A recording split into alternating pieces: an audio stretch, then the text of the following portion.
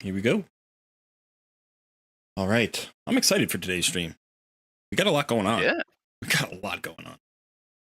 Like, we just had the 2x Ancient Shard event, so we got tons of champions that we're still figuring out. We both got our systems, which is kind of interesting. Both of us, after all of those pulls, like, started organizing, putting things, like, making plans. So we got to figure that out. And then, like, there's a ton of stuff going on in Raid. There's been recent announcements. Raid kind of went into hibernation mode for a week or two after the Mythic Champions and Primal Shards thing kind of fell flat. They did make we were talking about the adjustments they made just in the last NOOB versus Pro, right? Last week we were talking about how they changed the mercy system for Primal Shards and how they changed the price for Primal Shards. And now they're talking about more quality of life changes. Our video this morning was talking about that. So we've got a bunch of stuff to talk about in Raid, but we should probably just start with the accounts. There's a lot going on. Yeah, I mean, there's a lot going on just all the way across the board from every angle and aspect. Yeah. I mean, yesterday was big account day, all the news updates. Interesting video if you haven't watched it yet. Hey, you can do it after the stream. Yeah. But yeah, I mean, as far as the accounts, I think you pulled ahead on me on the polls there. I don't know if you're ahead on the counts, but yeah, I had a better shard pull event than you did in terms of points. I had a better, like, I got more point. I got a lot more points than you did for the championship. You kind of crushed me on points, man. Yeah, but surprisingly, I didn't really. I don't think I pulled ahead in terms of the quality of champions. I don't think either one of us hit a home run. I don't think either one of us has a clear winner from that shard pull event. I think the closest thing to a winner is your Sepulchre Sentinel, who, if you can get going fast enough, could potentially provide you with, like, in the long term, a really good tank for your clan boss team. But right now, she doesn't feel like a solution, right? Like, you're not there yet. You either need another champion to help her out, or you need to get all of your champions moving faster. And so, while she can provide some value in the interim, like, it might be a month or so before she's really valuable to you in Clan Boss. And in the meantime, we've got 2 more shard pull events coming up. We're going to have the Sacred Shards in 2 weeks, Void Shards in 4 weeks. So even though she feels like a win, she may never play out for you. Yeah. Yeah. Now, I pulled a Doom Priest. That was clearly the best champion that I pulled. Let's see if I have her here. No, I have her in the vault. So I pulled 2 Doom Priests, which is kind of silly. Now, she's an excellent... extra, just to rub it in. Yeah, it was really weird. I mean, she's an excellent champion, and she's a very good epic, and she can really help you out. And basically, it's this passive. This is the only thing that you need her for, really. But she heals all allies by 7.5% of their... I don't know. Let me take you off the screen here. No. I just put you up there. Now I'm going to take you away. All right, so it heals all allies by 7.5% of their HP and removes 1 random debuff from them at the start of this champion's turn. So this is a nice heal. It's a little bit smaller than, like, Scylla the Drake's heal, which is 10% on her passive. But it also has a cleanse, and it's one cleanse, like 1 debuff cleanse. But she's one of the champions that can get you to go affinity friendly in the clan boss. In fact, she's maybe the easiest champion in the whole game to get your clan boss team affinity friendly. Because if you can tune her right and put her at the top of your turn order, she will cleanse your stun, so you don't have to worry about a stun target, and she will cleanse all of the debuffs from every AoE of the clan boss in every affinity, meaning you don't have to worry about the slows from Spirit Affinity. So she can potentially be the only champion you need to go affinity friendly. But much like Sepulchre Sentinel, like, I'm far away from that point, right? I'm really far away from being able to speed tune like a Nightmare or Ultra Nightmare clan boss team. And in addition, I actually have a very strong cleanser who is a key component of my roster, which is Runekeeper Dazdirk. Now, Runekeeper Dazdirk by himself can't make you fully affinity friendly, but he can get you part of the way there. So, you know, because I've already invested in him, it's like, would I run him and a Doom Priest on the same team? Probably not. They overlap quite a bit. They both heal, they both cleanse, they both provide an increased attack. So it seems like this is weird because I've never had a Doom Priest on any account that I've ever pulled before where I'm like, she's not that exciting. You know, like every time I've pulled her, I've been like, this is a major upgrade for my team. That being said, I can use the two together in other places, but there's a lot of overlap. And so it's not as much value as I might get, you know, if I didn't have my cleanser or if I didn't have a healing solution yet or an increased attack champion. And I got two of her, which is also interesting because you can use two of them in conjunction in some places, not in Clan Boss, but so I'm not in a rush to build her out. I'm going to build her out, you know, get her up to 40, get her into Faction Crypt. She's going to do some work there for me. And I'll start to think about other places where I can put her in, you know, whether that's in dungeon runs, like maybe Spider, maybe she's really good in Ice Golem. So maybe Ice Golem, maybe even Dragon, but it'll be a little while. And then off stream, off video, like after the video ended, I got another very good pull, maybe even a better pull than Doom Priest. Although he's also limited, but I actually pulled a Burn Giri, and you and I haven't talked about this champion yet. No. So after we finished our video, I completed my Relic Keeper. I got my Banshee to 60. That unlocked all of the missions for the Arbiter all the way up through Relic Keeper. I fused Relic Keeper, got more points for the champion chase, but I also got like 300 gems or 200 gems right then. So I bought an 11 pack and I went and I pulled and I got Burn Giri. Now Burn Giri is really interesting. So he's a Shadowkin. He's defense based, which is nice. He's got a provoke on his A1. It books to a 40% chance, which is not too bad. That's about the minimum level for it to really be considered an effective provoke on an A1. Then he has an AoE on his A2 that has a 60% chance of stunning the enemies on a 3-turn cooldown. Now, prior to prior to Hoskarul coming into the game, this was one of the best epic AoE stuns available. So Hoskarul's chance, I think, is 75%, which is a significant step up. But still, nice for wave content, can be used in Arena, can be used in Doom Tower, can be used in dungeons. Just helps you get wherever you're going, right? Then the A3 has a strengthen on all allies for 2 turns. This is on a 4-turn cooldown, which is like, again, it's a little bit tricky when you have a 4-turn cooldown with a 2-turn buff. But also places a shield buff on allies that have less than 50% HP. And the HP is 50% of the target's max HP. So it's a kind of a weak shield. It's also conditional, but it's still extra survivability.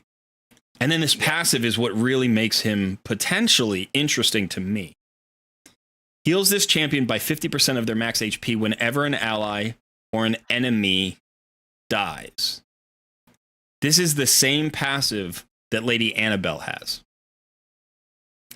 Right? So if you go to Lady Annabelle, I think we've talked about Lady Annabelle before.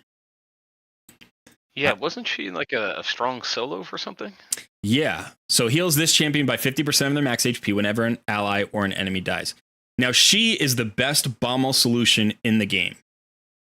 Without question, she's the best Bommel solution in the game because not only can she solo every single tier of Bommel all the way up to 90 hard, but she's the easiest to build. She's the cheapest to build because she's an epic. And she's the most effective. She has all of these components to her kit that make her good for Bommel. So she has heals on her A1. She has a leech that she can put out there and a decreased speed that allows her to get more heals with the leeches. She has an HP swap that doesn't play for Bommel. And then she has the same passive that Burn Giri has. So she's actually got 3 sources of healing. Plus you can put her in a regeneration set. That gives you 4 sources of healing. Or, you know, regen and immortal. So 5 sources of healing, which is kind of insane. Now, Burn Giri doesn't have quite as much. So he has just the strength and shield, which gives him not healing necessarily, but you think of shields as HP, right? Shields are just additional HP. So he kind of has this mitigation, and then he has the passive. So you can get him in the regeneration and immortal set, and you kind of have like 3.5 sources of regeneration. So this guy can solo Bommel. Now, I don't know how high he can solo Bommel. I don't know if he can do floor 90 in hard mode. But I don't really care. I'm so far away from floor 90 in hard mode Doom Tower. We're talking like 6-8 months before I'm looking at, Doom Tower hard mode at floor 90. So maybe longer. So for the time being, like the Bommel rotation just passed. So we're a month and a half away from the next one, or a little bit more, actually. A month and 3 weeks. But when it comes around, if I don't have another Bommel solution, I have this guy. Now, in the meantime, he has that AoE stun, and he has that AoE strengthen. So this could be really good in any wave-based content. So I actually think that Burn Giri may be a better pull for me than Doom Priest is right now. And he may end up being very valuable if I continue to play this account all the way up through, Bommel hard, like Doom Tower. Yeah.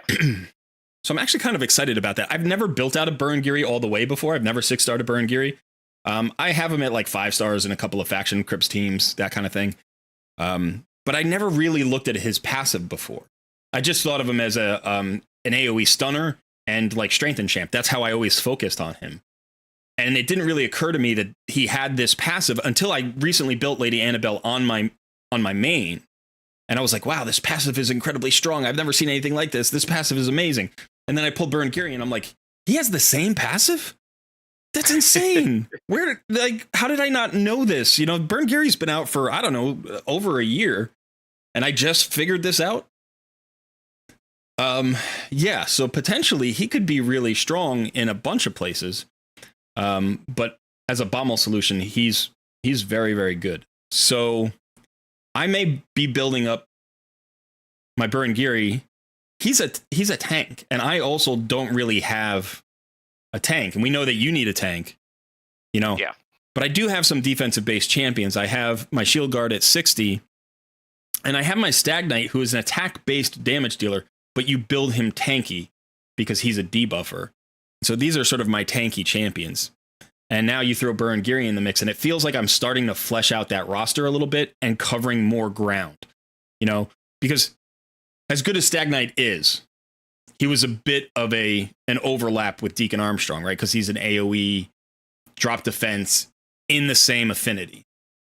So yes, I'm going to run him up to 60. Absolutely, he's worth it, even with Deacon. But it doesn't get me as much new ground as I'd like to typically get out of an early game 60. So Burn Giri gives me legitimately like a whole bunch of new things that I don't have. He gives me the provoke. He gives me an AoE stun, right? He gives me a shield. I don't have a shield. It's a conditional shield, but he gives me that shield and the strengthen, which I don't have. So all of those are new things to my roster. So that feels really good. And the more I've sat with it, the more excited I've gotten. Because when I first pulled them, I was like, Burn Giri. And I was like, well, let me kind of look at this kid again. And I was like, oh, that passive. And I'm thinking about it, and I'm like, oh, that's strengthen. But an AoE stun. I know it's only 60%, but it's an AoE stun. So I'm starting to get really excited about him. So yeah, and unfortunately, that didn't happen during the video. That happened afterwards at 1 a.m. I just pulled another 11 shards or whatever. I'm like, I didn't even record it. I was like, whatever, who cares? If I pull a legendary, I'll take a screenshot. And then I pulled Burn Giri. I was like, all right, he's good for faction Crips. And I put him in the vault, and I was like, but now I'm like, yeah, he's good. So anyway, that's a quick update there for me. How about you? Let's take a look at your account, because you got a bunch of champions, but really, like we said before, you didn't hit necessarily a home run. Sepulchre Sentinel is by far the most promising. Yeah, I think Sepulchre has, Sinesha is good to have. Sinesha is good to have. Yeah. But outside of that, I mainly feel like I got a lot of faction champions. You did. You got a lot of faction champions. You got a lot of chickens. But walk people through the system here, because it was kind of interesting. Because after 3 hours, 3 hours or 4 hours after our video, you came and you're like, all right, I finally worked through all of the champions and I've got this system set up. Tell me if I'm making a mistake. But this is something that I think every player, especially new players, have to deal with. This was our biggest shard pull event yet. We're 47 days in. So on day 46, we each pulled over 60 shards. So that's 60 guaranteed rares or better. And so that's a huge influx of champions. That like tripled our rosters. Right? Yeah, like if you think about just the epics and rares we were holding. So dealing with those and planning for how you're going to use those is really important. And rather than let me explain my method, I'm really interested in you explaining your method, because I think it was very effective and it like works for your play style, but it also could just maybe provide an example for players who now have these all of these chickens and all of these extra champions, don't know what to do with them. So yeah, why don't you just walk people through it? So I actually just pretty much did this entirely yesterday. So before that, I would have my main roster was just whatever champions I was running, any kinds of epics, which still more or less is the same. But then my master vault was all of the fusion champions that I was going to use, and then potentially like champions I was going to upgrade. And then reserve vault was all nothing but like faction champions, and well, that was pretty much it. Food I just kept in my my main roster. So what I did instead was I switched my reserve vault entirely to nothing but food champions. So that's everything here, all of the new rares that I got that were duplicates or just weren't useful to me in factions. I already had better champions. Those all went there for food. Did you expand that vault? Yeah, both of them. Yeah. I'd like to expand it further to at least 100, but trying to yeah, it starts getting expensive with my silver. Yeah.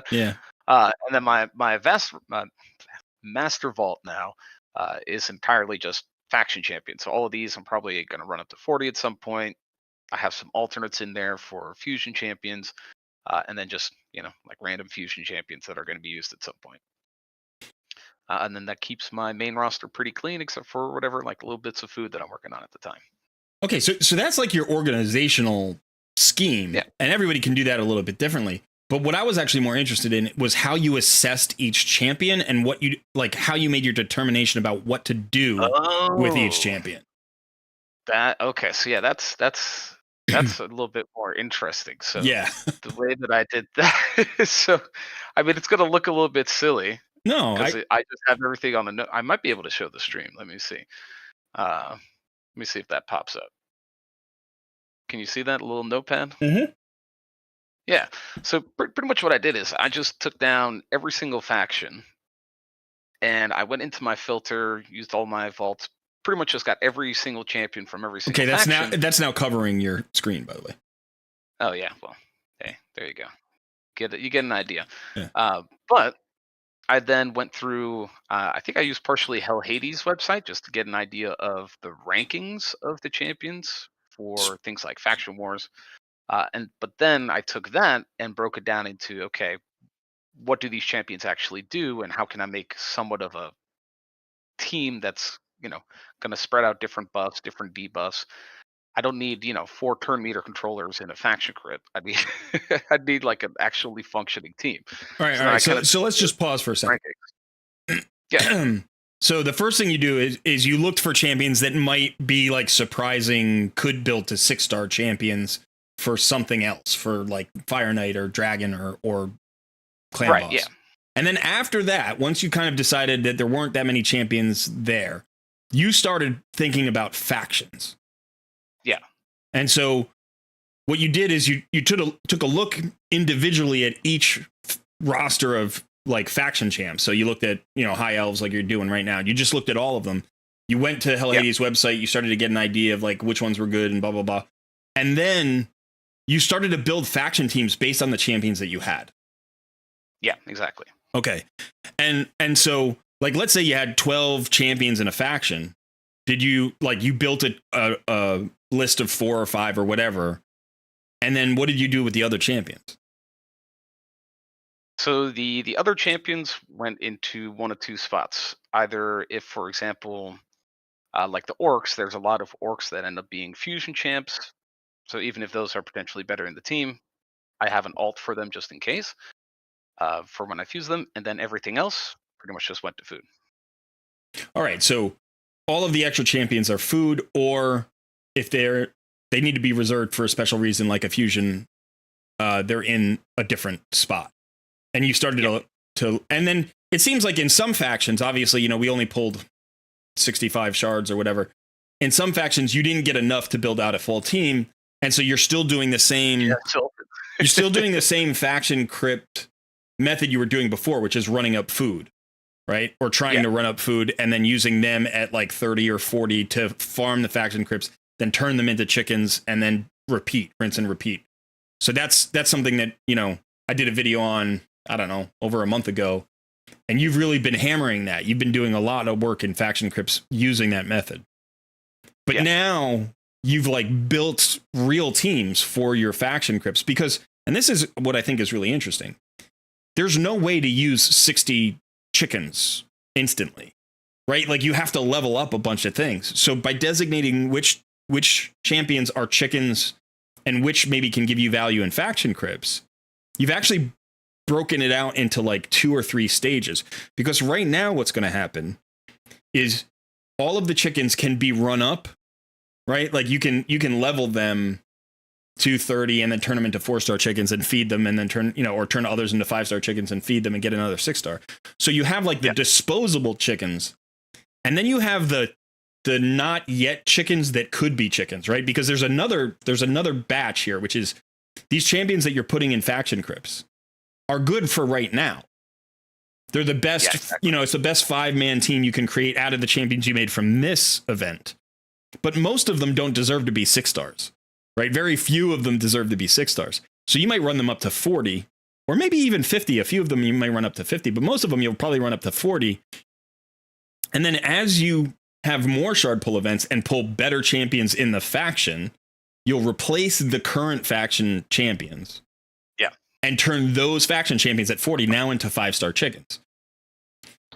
So you've got food for today and you've got food for the future, and you're getting value out of your future food, right? In the faction crypts. So exactly. So now I have my little 5-man teams, and then as soon as I get something better to replace it, then whatever was left one just becomes food. Whether that's an epic or a legendary or a rare that you run up to 60 that you don't have yet. So it's really interesting because this is like an expansion of the faction crypts method into the mid game. Like this is where you've adapted it, made it your own, and you've focused really hard on it. You're like, I want to get those materials. I want to get past that first boss, start getting the elite level of forge materials, or even get past the second boss, get some legendary materials. And you can't do that with food champions on their own. You always need some kind of core of valuable champions in your faction crypts to do that. But you simultaneously don't want to waste, like you don't want to waste value by putting a bunch of levels onto champions that are then in your faction crypts team and give you no other benefit ever, right? They just sit there and they're not strong enough to give you like a lot of value anywhere else in the game. So they're just sort of faction crypt champions. The better method, what you've discovered, is use them for now, just the way you were using food. But now they're like a higher tier of food. Yeah. You know, they're like more important food. You know, right. 50, like the rare few, and then that helps me push, helps me get better material, better gear for everybody. And then when their time is up, then that's it. Yeah. So you've got plenty of food for the short term. You've got some food for the midterm. You've definitely got this projected food for the future. And yet you're getting the most value out of every single type of champ. Like, so even though, you know, because one of the things that we're constantly seeing, like in the comments, and this is really common, and we feel this way too when we have a shard pull event that doesn't go so well. You know, you'll see a comment, it's like pulled 45 shards, got nothing. You know, and it's like, oh man, that sucks. That sucks. I when you guys tell me that in the comments, I feel for you because I've been there. Yeah, we both read and we're like, that's rough. Like, that's rough. And when you think about it, like we've both pulled more than 70 shards, I think, at this point. I'm closing in on 80. I think you've topped 70 now, or just around 70. Like, I think I've pulled, if I kept track of my mercy correctly, I've pulled 66 shards. Okay, so 66 shards. I think I am I think I'm at 79. So between us, we've pulled over 140 shards. And we've gotten maybe 3 solid, but not overwhelmingly strong epics. Yeah. You know, and we've gotten there were no wonderful rares. It's not like we got 10 of the Raz and Fusion rares or something.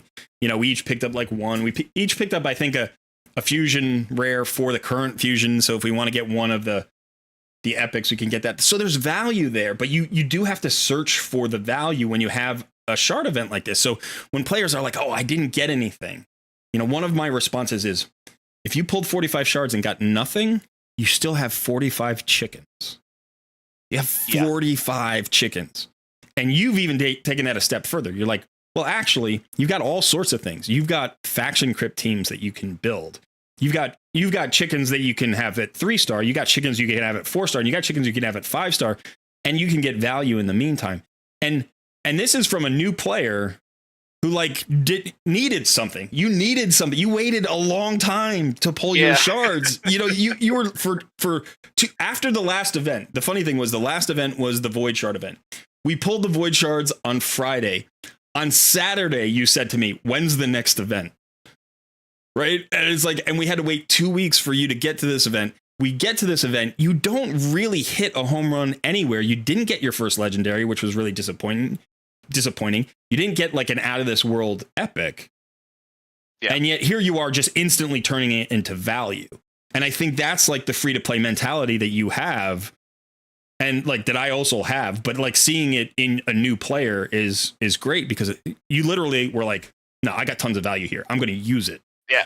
You know? Yeah, I mean, I guess, yeah, you kind of hit the mindset right on the nose there. I mean, yeah, I didn't get a legendary. I didn't get, like, I thought Sepulture was going to be an instant, like, oh, this is going to be a big change. But then when I started looking at it, there are a lot more factors to count into when she's going to bring that value, right? As far as her, you know, bringing the clan boss and things of that nature.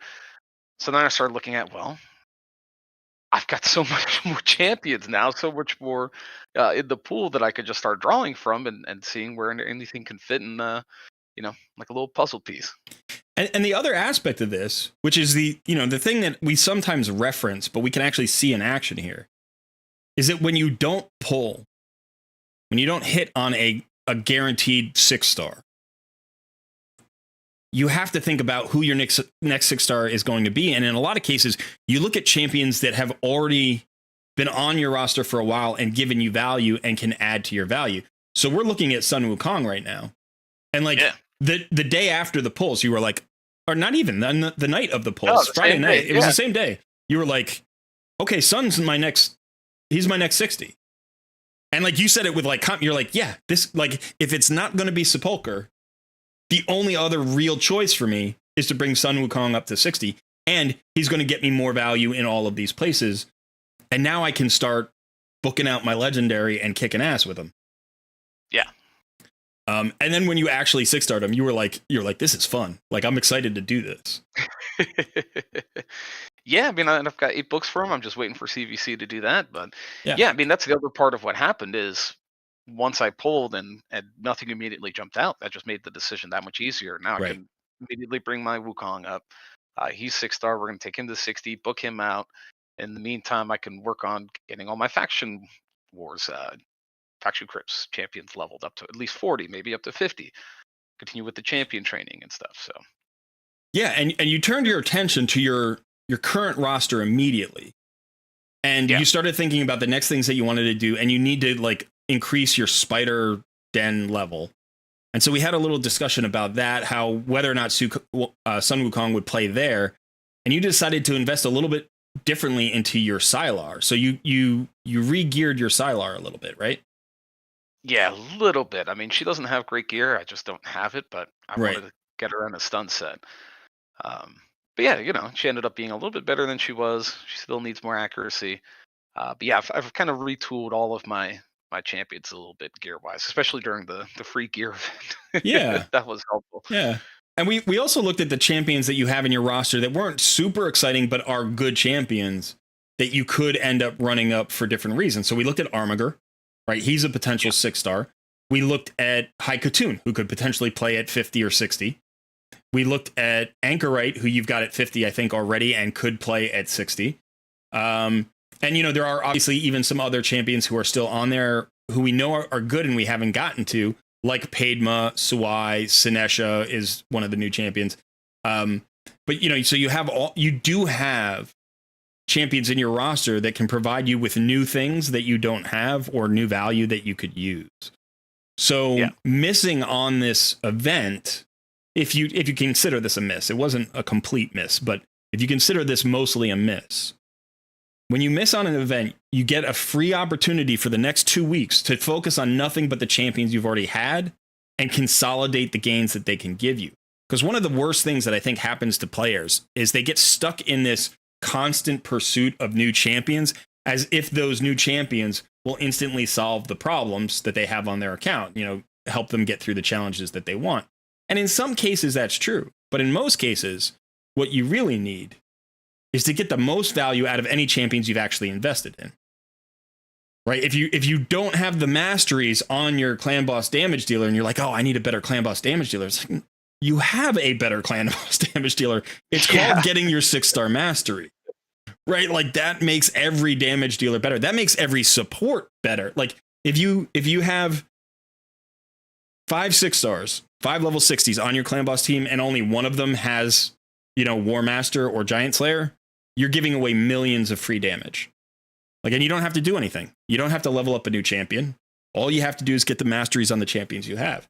And likewise with gearing, right? If you get out there and you get better gear that's more suited to the role that champion is playing on your roster or on a specific team composition, then you're going to get more value out of that champion. The more you get into arena and the more you kind of tactically apply your bonuses to your Great Hall, the stronger those champions get doing those jobs. So there are all sorts of ways to make incremental progress. And it was really interesting to me because like you did the switch instantaneously. You were like, all right, there's too much data right now. So you focused on the data, you pared it all down, you organized it the way that I wouldn't organize it that way, but you organized it the way it makes sense for your brain, which is the way you should do it. I would organize it differently the way it works for my brain. But organization was top of the list. And then assessments and starting to get value. And then you've moved on emotionally. You're like, this is what's going on now. And you're back in grind mode, which is awesome. Like it's literally the next day. It's literally the next day. And you're not complaining about it. You're just like, I got a 60 Wukong now. I got a 60 Wukong. Let's go take him for a ride. Yeah, I've got a 6-star Wukong. I've got so much stuff to do. I've got so many faction wars champions to grind up. I've got food to level up. I've got this, events going on. Like, I'm not bothered at all. Yeah. It'll come. It'll happen.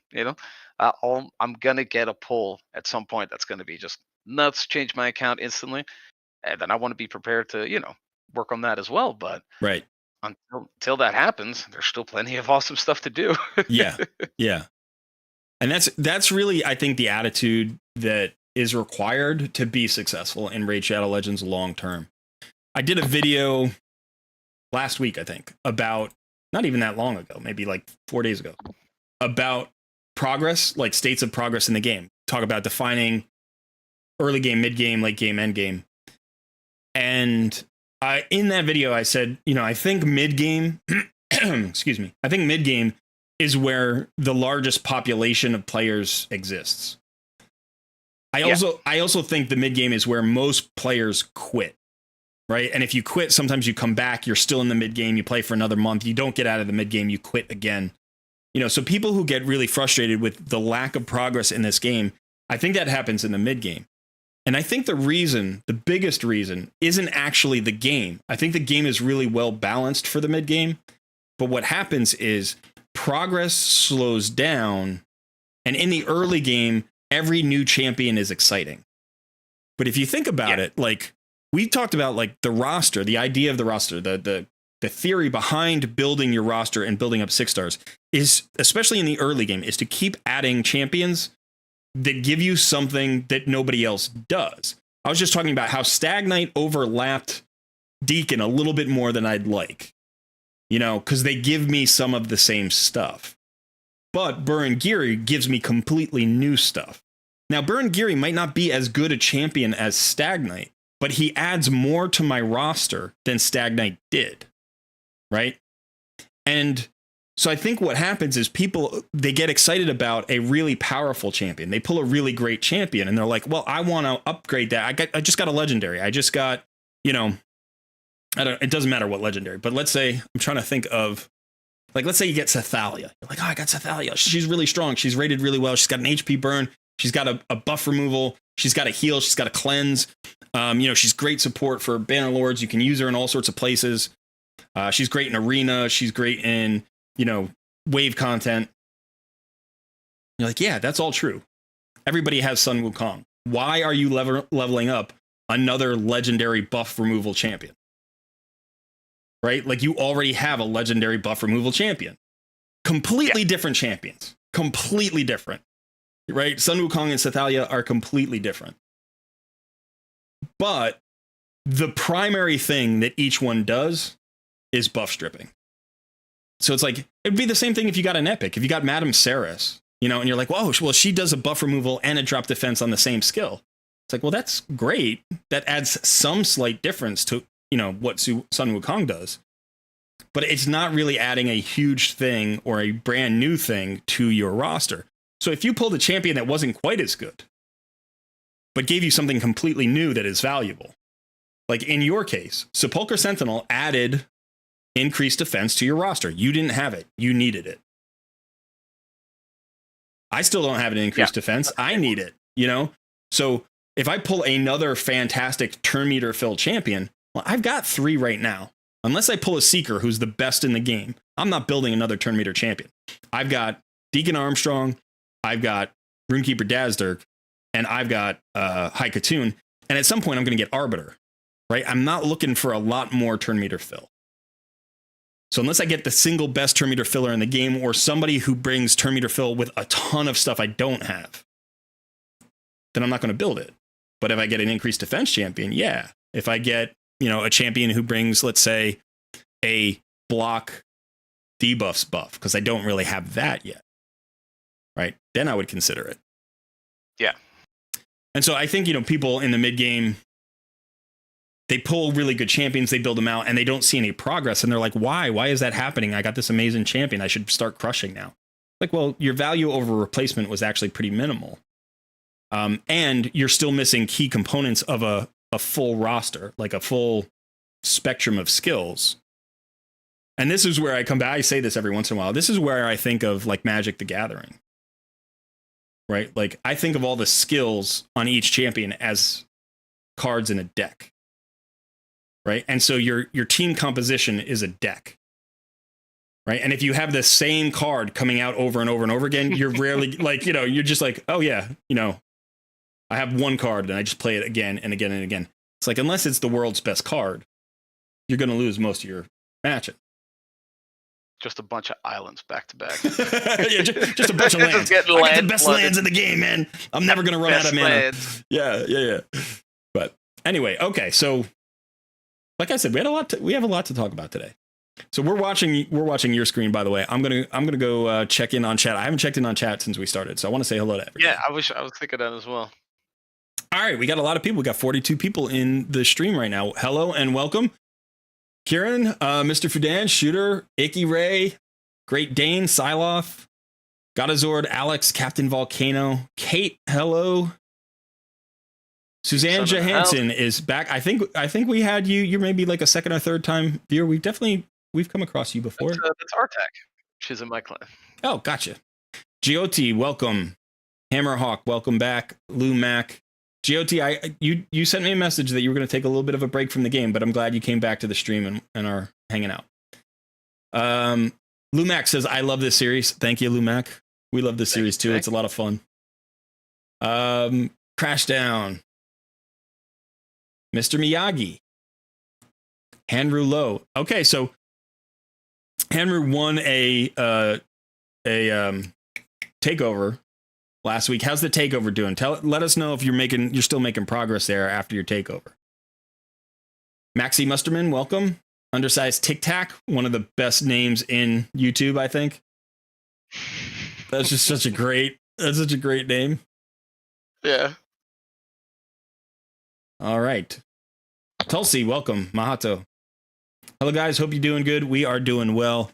Hope you're doing well. also. All right. It's a beautiful Saturday. So you pulled Sathalia recently. She's really good.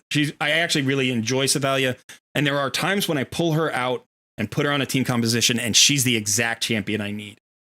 There are only a few champions, when I say a few champions, like in a roster of 70 6-star champions, there are like 10 or 12 that are like key solutions, and she is one of those. I don't play her that often. And when I built her, I thought I would play her more, and I was a little bit disappointed. But then after I kind of started seeing where I could play her, and I re-geared her a little bit and redid her kind of stats a little bit, I was like, oh, she's actually incredibly powerful, but she's a little bit more niche than I thought she was going to be.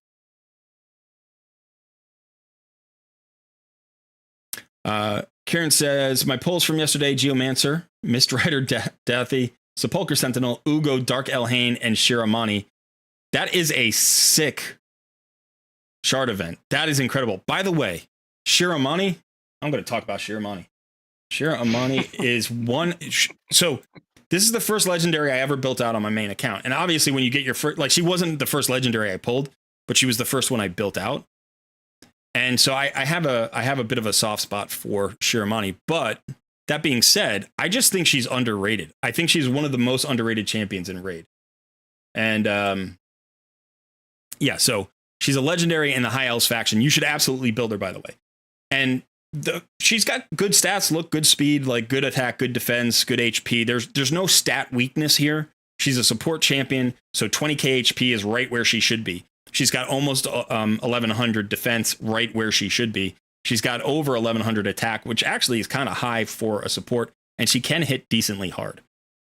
But she's got this A3, which attacks all enemies and has a 100% chance of placing a freeze debuff, and then fills this champion's turn meter by 10% for each attacked enemy. Doesn't have to crit, doesn't have to freeze, just 10% turn meter for every enemy that you hit. Use it in Spider, you get 100% turn meter.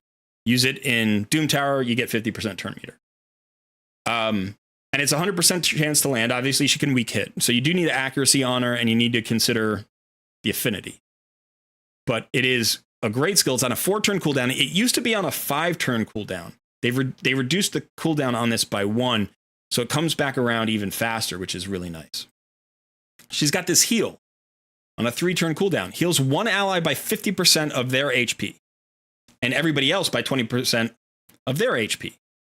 And then if they max out, if they get to full HP, she drops a continuous heal buff on that champion for 2 turns. So you get a lot of heals from this. I mean, 50% HP on a target that's got, say, 80k, right? That's a 40,000 HP heal. And then obviously 20% for everybody else. So really good extra sustain in your team. And then she's got this amazing A1. It's a 3-hitter. It is random. That can cause problems in certain fights, but can be really helpful in places like Fire Knight. And then each hit has a 25% chance of placing a freeze debuff for 1 turn. So you can freeze 3 different enemies with this. Or, if she double hits somebody, you get 2 chances to freeze that target. But against like a Fire Knight, 3 hits to break a shield, really good. And this was buffed. This used to be a 15% chance, and it was increased to 25% chance. You can add the extra 5% chance from the Sniper Mastery or whatever that mastery is, getting it up to 30%. Really good CC champion. And I think one of the stronger options for hard mode Fire Knight that people don't talk about, because there are other champions who are, like, this champion has freeze, this champion has freeze, this champion has freeze. She's great in wave content. I pull her out in high level Doom Tower all the time. She is an awesome solution for more to Macabre waves. She's an awesome solution for, you can't use her against Foley. You got to watch out for Foley, because when you CC Foley, he just goes. He like shrugs off your CC and just nukes you. So you got to watch out for Foley. But otherwise, she's great for basically every wave. She's great for every dungeon. She's not a clan boss champion. You can use her in arena. I used to use her in arena all the time. She was the champion that got me into Gold Arena originally, because even without anybody else on the team, if you get her fast enough, and it's not hard to get her fast enough, she just freezes the enemy team, and then you don't have to worry about it. You know, get her accuracy high enough. It doesn't matter if they have shields. You know, you could build her in reflex, you could build her in relentless, you could build her in all perception, you could build her in all speed. You could do whatever you want with her. You can make her really tanky with like resilience gear, or you could put regeneration gear on her. She's not a reviver, but she will supply you with a lot of sustain.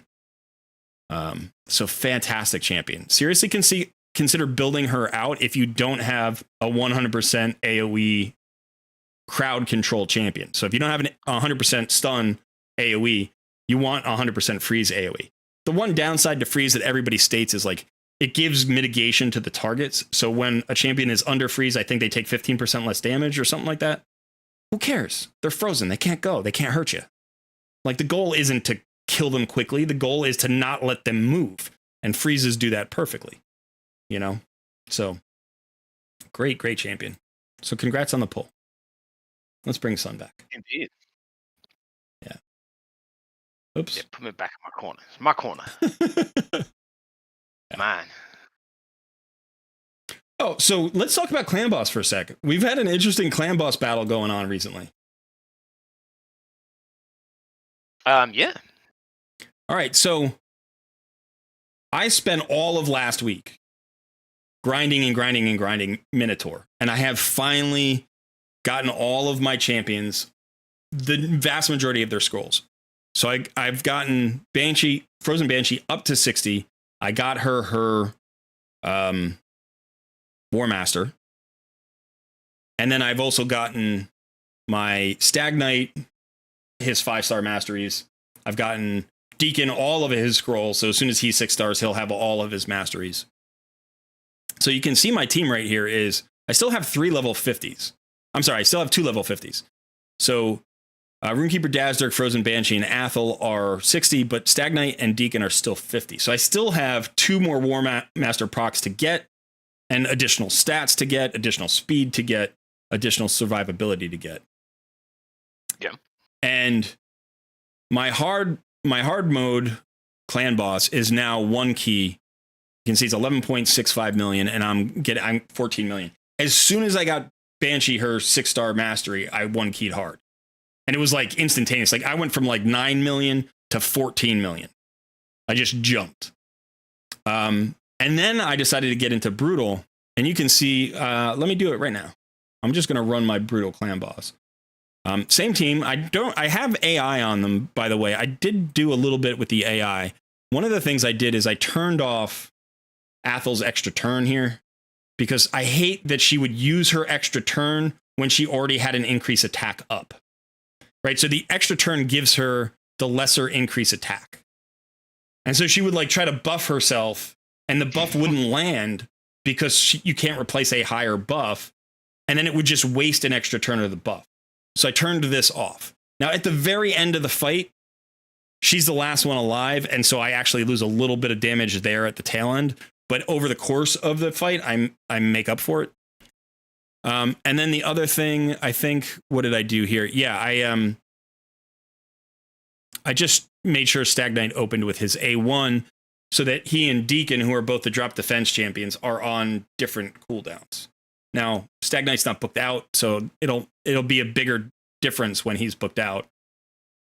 But yeah, I want to have that decreased defense up as much as possible. I think those are the only things. The other thing I did is I made sure that Frozen Banshee opens with her poison sensitivity debuff instead of her poisons. And I don't know whether or not that's the right call. Oh, I should actually change this because I did turn this on. I don't want her to use that. In fact, I'm just gonna revert this to default. Let's just let her go. Okay. So in the meantime, you've been kicking my butt at Clan Boss for like a month. And now where do you stand? I've got 1 key on hard, and I'm working my way through Brutal as well. I pretty much just 3 key it every day. Okay, so what's your hard level Clan Boss damage look like? So I actually ran it just a little bit ago. I think it came out to over 12 million, somewhere around there. I could double check it after this run here. So are you 1 key on all affinities now, or do you not know? I believe on, I want to say Magic Affinity. I might have some trouble because I have Fane, Deacon, and Wukong. Right. Right. So that could sometimes pose a problem. Um, but even then, I think now that I've got Wukong to 6, it should be able to clear it. Yeah, because you're going to get that additional War Master proc for him and all the extra stats. Yeah. I mean, he's just going to hit harder, right? You're going to get a banner on him. He's going to go faster. He's going to hit harder. You're going to get War Master proc on him. So you're probably going to get an extra couple of million damage just out of him, you know, maybe 1 or 2 million, but that should be enough maybe to help you clear that more easily. And you've been 3-keying Brutal every day, you said. Yeah. Yeah. So and that's pretty much all set regardless of affinity. Right. So this is actually Brutal Clan Boss that I'm running in the background right now. And so one of the things that I was surprised at when I ran this a couple of times, I manualed it the first time. And I started off at about 500k per turn, like per Clan Boss turn. And it would ramp up over time. So there are some additional masteries that give you more damage. But I think also just once you get all the debuffs up and you get into that rotation, you get a little bit more damage. So I was doing something like, let's say like almost 600,000 damage per turn. And so if I can get to 20 turns, that's 12 million, right? So that's sort of the thing here. Now I had one run, I think yesterday, where Athel died on like turn 12. Like right now, Athel died for some reason. So I just quit that one out and I started over again. And then I just autoed it all the way. And I got like, I think about 12.5 million. So far it's been a 2-key on Brutal, which is funny because Great Dane, who I think is in the stream right now, Great Dane's been like, dude, you need to get the Brutal Clan Boss. Every day he's messaging me. He's like, man, when are you going to join me in Brutal Clan Boss? Like, he's like, you know, he's like that guy on the team who's carrying the team. He's like, I'm all the way in the front. I'm doing the most damage. I need help. Like, get off my back and start pulling the sled with me. You know, like he's that guy right now. And I'm like, yeah, man, I'm coming. Don't worry. I got it. But I spent a week grinding my masteries and getting my Frozen Banshee up to 6 stars and doing all the things that I needed to do to know that when I got there, it was going to be effective. And now I'm like the second hardest hitting account at Brutal. You know, like I'm getting the second most damage per key, or at least I have been in the last day or two. Oh, who did we lose there? We lost Frozen Banshee. Uh-oh. She still got some poisons up. All I need to do is cross the 11 million threshold, and I think I'm fine. But yeah, so I'm like, I'm charging from the back of the pack. You know, like right now, I just made my move, and I launched right through hard Clan Boss into Brutal Clan Boss. And not only that, but I'm 2-keying it. And I'm like, I'm still not done because I have 2 50s. I still need 2 champions to get to 60, you know? So this is actually going to be close here. This is 11.6. So that would bring me up to what? 23.2. That would be enough. But yeah, so here Neothin's at 12.6 million on his 1 key. I'm at 11.6 on this key. This is actually the worst key I think I've had so far. I think my second worst key was like 11.9 or something like that. And my best key was almost 14, I want to say. Yeah, so that's not too bad. Yeah, so I feel really good. Like this is great progress for my my Clan Boss team. And there's still, you know, we both have ways to improve the champions who are on the team so we can continue pushing. I don't think this team is going to complete, like this team's never going to make a 1-key nightmare. Like it's not going to happen. But potentially I could get to a 1-key Brutal on this team. You know, obviously the 2 additional 6 stars will help, and then additional gear will help. And then obviously also the Great Hall will help, right? So there are ways to keep pushing this. So I don't necessarily need to worry too much about this team. And I'm thinking the only thing I would ever really just break this team up for would be if I pulled like a Demitha or a Helicath or something, and then I had a unkillable Clan Boss available. Excuse me. So I don't really think there's a lot of likelihood that these champions are going to get replaced. Now, Athel could come out of this team. If I got another really good Clan Boss damage dealer, the one thing I would lose is a Weaken. I don't want to lose the Weaken. Obviously, she she hits hard and she's got Giant Slayer. So I don't expect. You'll have weekend. That's true. If I pulled the Fane, I would probably replace Athel with Fane. I think she would be better. In fact, if I pull the Fane, so this is the other thing that could happen. If I pull the Fane, Fane would have a decrease attack and a weaken and extra poisons.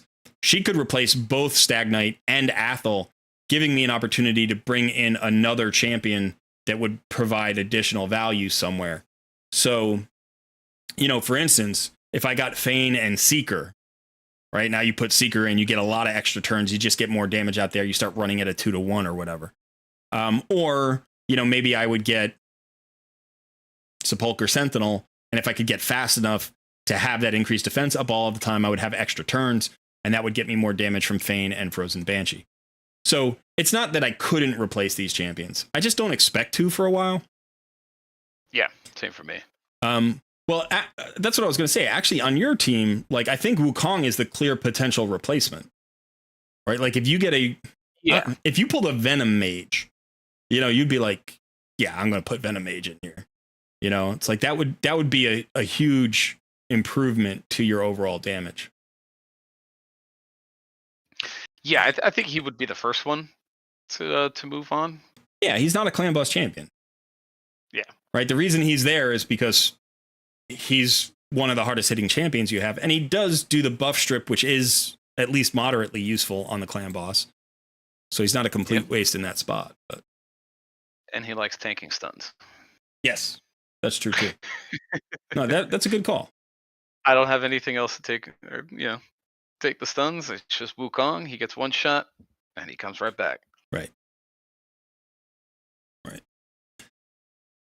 All right. So, where are you on your Arbiter missions? I am still pretty much right around the same spot. I have to clear Spider on auto 10 times. Okay. And even once I get past that, the next, I think, 2 from there is to get a Great Hall bonus to level 7. So. Yeah, that one gets tricky. That arena grind. Because that's yeah. Well, that's the first one that requires gold medallions. Yeah, it requires 700 gold medallions. I think I've got like 450, so I'm getting there. Nice. Getting closer. It's going to be another week or so. Are you still in gold 1, or have you made it into gold 2 yet? I've made it into gold 3. Oh, really? And then I got dropped down. Wow. All the way back down to gold 1. Who's your arena team?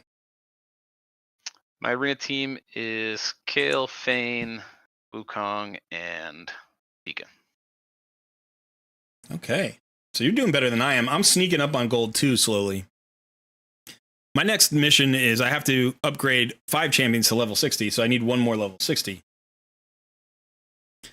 And I'm thinking that's either Stagnite or Deacon. Probably Deacon. Yeah. I mean, either one would be good, but probably Deacon because I can get him an accuracy banner with speed on it potentially. And that would vastly improve his ability as like a turn meter filler, and with the extra turn mechanic, that extra speed can really be important. But what I'm finding right now is I think my bottleneck is gear, and I'm trying to do some I'm trying to do some interesting things with gear here. So yeah, I really need my Athel. I mean, I guess I don't, but like I got a banner on Athel here. It's resistance with HP percent, defense percentage, and HP. It's like it makes her really survivable. She's much tougher than typically I have on, in terms of a starter champion. But she does not hit nearly as hard as I'd like her to. I mean, she's just creeping up on 3,000 attack, which I feel like at this point I should have 3,000 attack on my starter champion. The fact that I don't kind of irks me. I still only have I have 113% crit damage. So I've got this crit rate glove, which is still 4 stars. I still got 4-star attack percentage chest plate. I still have the 4-star lifesteal helmet. And then I'm running a resilience set on her because those are like the best drops I've gotten in terms of stats. But I would swap most of this gear. I still think I need lifesteal on her. I still think I need lifesteal on her. But potentially, you know, I could have 5 or 6 star lifesteal, 5 or 6 star lifesteal gear on her, and I could have like either perception or crit damage or something that would give me more offensive capacity than the resilience pieces. I like the resilience pieces. I don't mind that she's tanky. But sometimes in arena, she just doesn't quite nuke as hard as I would like her to. And I think we were talking about, you know, getting to gold 3. Like, I need a harder hitting nuker right now. And Athel can be that. Like, I don't need a new champion. I just need her to hit harder. And so unless I want to move her completely over to like a savage set or something, which I don't think would be good for like dungeons and things. The only way to hit harder is to get, like, I really need like a 6-star attack percentage chest plate, or, you know, I need a better gauntlet here. Oh yeah, that reminds me of my pull yesterday on the Swift parry. That was kind of fun. Yeah, that was a great piece. Our legendary boots with defense percentage. Yeah, Gotta love it. yeah. We kind of discussed this. You pulled it and you weren't excited about it first, and then you told me the stats, and I'm like, that's a great boot. Yeah. So this is Sense of nuker. Yeah, this is something that I've had discussions a little bit in the comments about. I know some viewers have asked me about this, but I'm always emphasizing speed boots. You need speed boots on everybody. There are very few exceptions, but one of the biggest exceptions, the primary exception, is you need to get percentage damage stat boots on your nuker, specifically your arena nuker, but it could be even a PvE nuker. That means you need speed substats. Like, you need a lot of speed because you still need to be speed tuned. So, for instance, on my main account, I'm running Genbo. My Genbo is my arena nuker. I'm running him at about 220 speed, 221, 222, something like that. And he does not have speed boots. He has attack percentage boots on because that makes him hit harder. But I need that speed to get him close enough to my turn meter fillers. My arbiter's running at 330. So I need to get him fast enough so he stays connected and doesn't get disconnected. So if you're getting disconnected, it's better to have the speed boots, because getting disconnected is the worst thing that can happen. And you can still nuke really hard without attack percentage boots or defense percentage boots or whatever. But if you can reach the speeds, it's just like when you replace your crit rate gauntlets with crit damage gauntlets, it becomes harder to reach 100% crit rate. But if you can, and you can do it through substats, now you've got this extra, you know, chunk of crit damage. I think for 6-star gloves, it's something like 90% or something. It's a ton of extra crit damage that you can't get from any other gear piece, because gloves are the only gloves are the only piece that give you crit damage as a main stat anyway. And it's the same with boots, right? Because you can only get main stat percentage from gloves, chest piece, and boots, and your gloves are going to be crit damage or crit rate. So you can really only get them from chest piece and boots. So this piece that you got, this defense percentage boot that you got, has the perfect substats for a defensive base nuker. Now, you don't own a defensive base nuker, but yeah, that's the other downside. but somewhere along the line, you're going to pull one. You're going to pull a Ragash or a Harima, or you're going to pull Staltis, or you're going to pull somebody. You can even, because you've got some accuracy on those boots, you could even use it to like create a hard hitting debuffer, right? So maybe like a Duke the Pierced, or, you know, somebody who's like defensive based and does damage from defense. But yeah, pull those boots up one more time. Let's check them out. Oh yeah.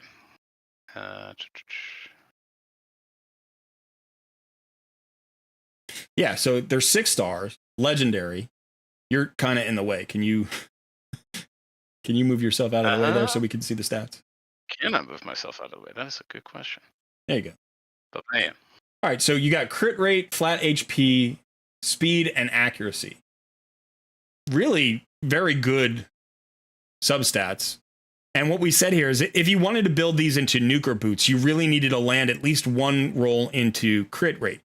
And so you rolled it up twice. You landed one in crit rate and one in speed, which is literally perfect. You can't do better than that. Now, the accuracy can play for somebody. Let's say you do pull a Ragash, right? Like a Ragash, is a defensive-based nuker. He hits extremely hard. You want him at 100% crit rate, but he also has a stun and a decreased defense. So you want to also get accuracy onto him to have the advantage of those abilities. So like if you got one more roll here and it went into accuracy, that would be fine.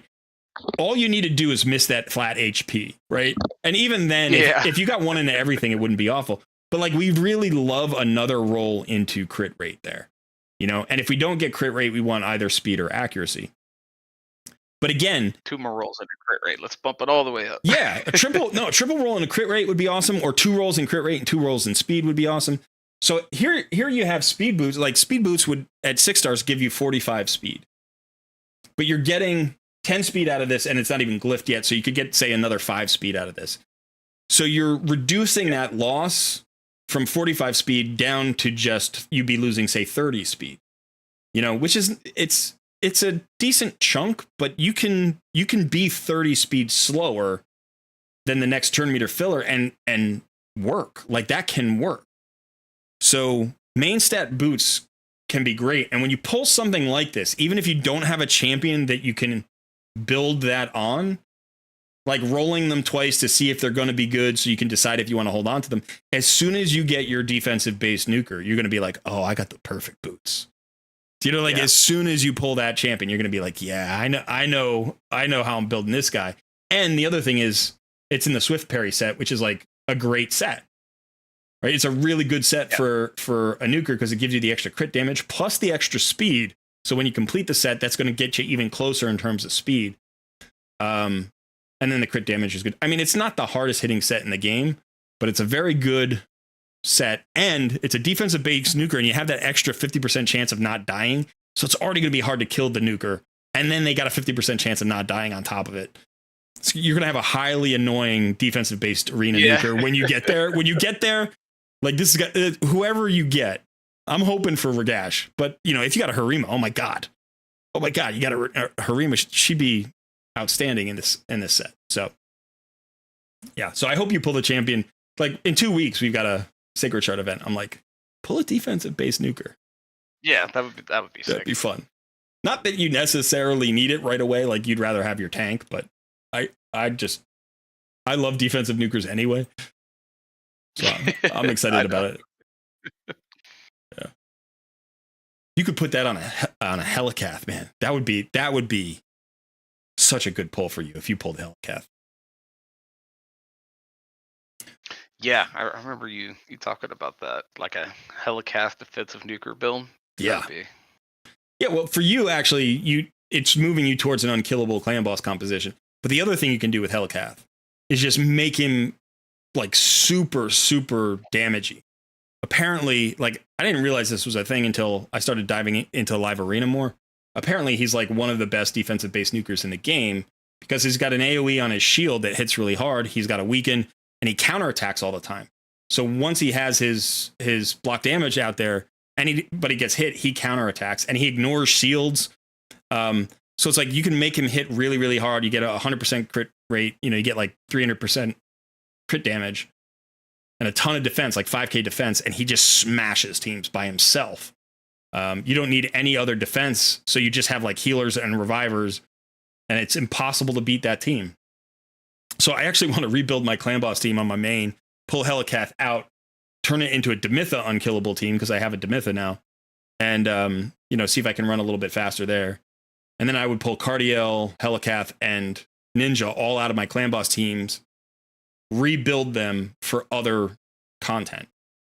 And that would be a huge boon to my account because those are 3 incredibly powerful champions that I run very slowly or I run in a very specific way because of the clan boss tune that I have. And it's a great tune and it's giving me great value. I'm not going to break it up just to break it up. But if I can get the same value out of another tune and free up those champions, that would be really fun. By the way, now you're not in the corner anymore. Now you're in the middle of the screen.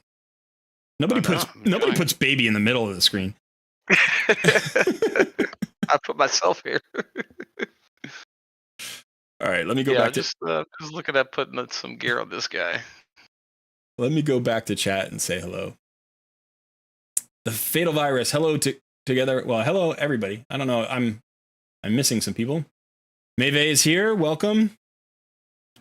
Imliakum T. Longcumer is here. That is quite a name you've got.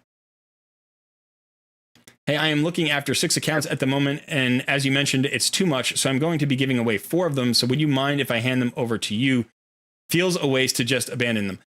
Yes, I would deeply mind if you gave them to me, actually. Don't anybody ever give me accounts. I do not want your accounts. I appreciate the thought. I understand the feeling. I'm not making fun of you. I'm not mad or anything. But no, there's no way. There's no way I'm ever taking anybody's accounts. I own 15 accounts. I don't know where most of them are anymore because I've thrown away the passwords.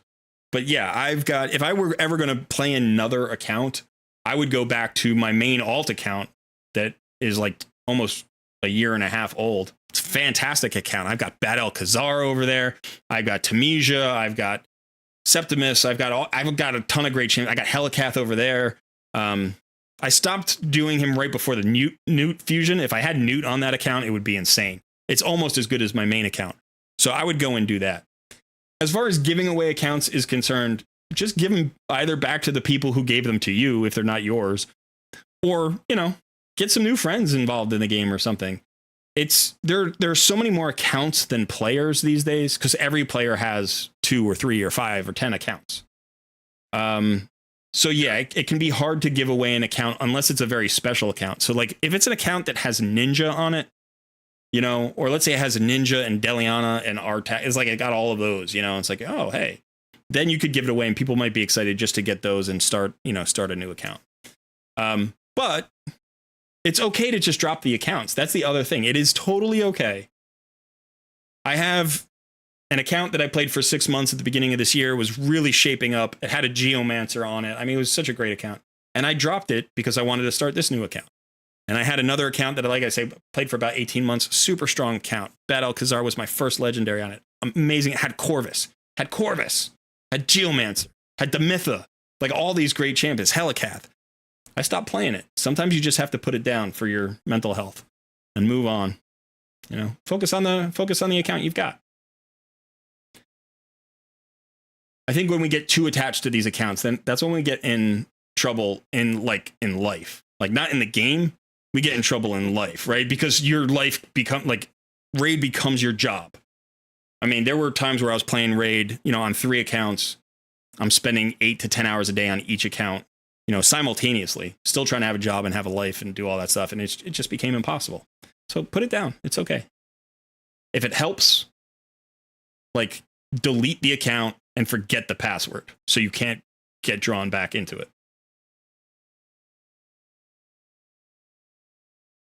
Okay, what else is going on here? Can we build unkillable with just Roshcard? No, you can't. Roshcard is a key component. So he's almost as good as Helicath because he has a 2-turn block damage on a 4-turn cooldown. The thing about a Helicath unkillable is you can use his shield as the second unkillable buff because it can be so big that it can save your stun target on the 3rd turn. Roshcard doesn't have that. So you need either a Warcaster or, a second unkillable team. You can use a Warcaster. So Warcaster is the weakest of all of the block damage or unkillable champions in terms of duration and cooldown and all that stuff and effectiveness. But a Roshcard and a Warcaster would work.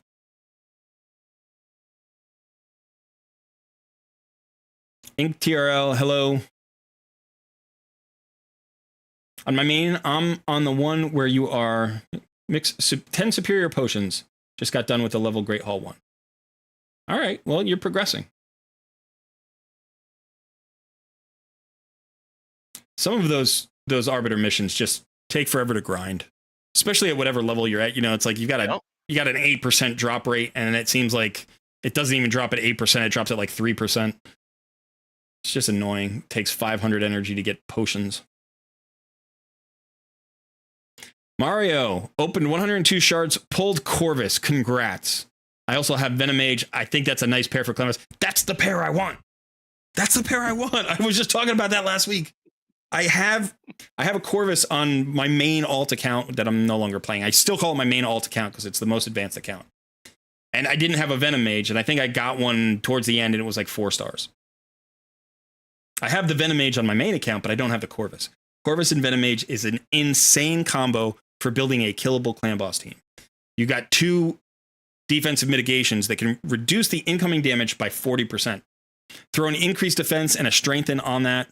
You've got all the poisons that you need, right? Get going fast enough so that you got 100% uptime on everything. You'll go 200 rounds. You know, you don't need 2 million per round when you can go 200 rounds, right? In terms of damage, like you can get Ultra Nightmare is what, 72 million. So it's like if you can get 500,000 and you go 150 rounds, it's a 1 key.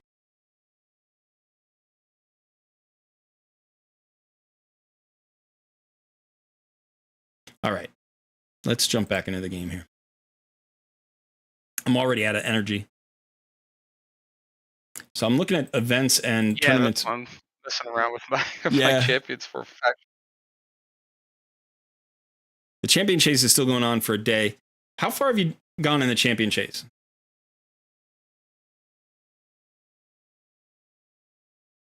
Well, I know that you beat me pretty hard there, but I have dropped down to 9th place here. I'm at 48, almost 4,800. I'm at 2990. Okay. So yeah, this legendary tome. I want that legendary tome. Now, I got a day and a half to get it, I guess. We'll have to see. That's going to be a stretch. But potentially I might get something like 200 to 250 mystery shards. That would... Yeah. It'd be a stretch. If I could get a few more ancient shards from my clan boss chests or from some other source, like if I could pull like 5 more ancient shards, if I hit on an epic, that would get me really close, and then I could probably do it with my mystery shards and my campaign farming. But without at least 1 more epic, I don't think I get that. I was thinking about trying to go for the Broadmaw fusion. You know, like collecting these uncommons, building them up, getting the rares, trying to build up the rares and get the Broadmaw fusion, because that would do it too. But I'm just not close enough on any of those to make it work. Or, you know, if I could get one of the epics from the Razin fusion, but I'm not close there. So the one potential place I could get this is I do have all 4 champions for the epic fusion that's going on right now. Like I could get Malkith. So I might do that. The thing is, I actually don't want to give away these rares. I like these rares. I do like Malkith. So I need to get like extra copies in the other events that are going on right now. So the champion training, I think I'm starting to get kind of close. Yeah, I'm not that close. I'm at 2,400 and I need to be at 5,200. But Selenium Nightcloak, I already have 3 copies of her, so she's not the one I need. Dungeon Divers, I don't think I'm close at all.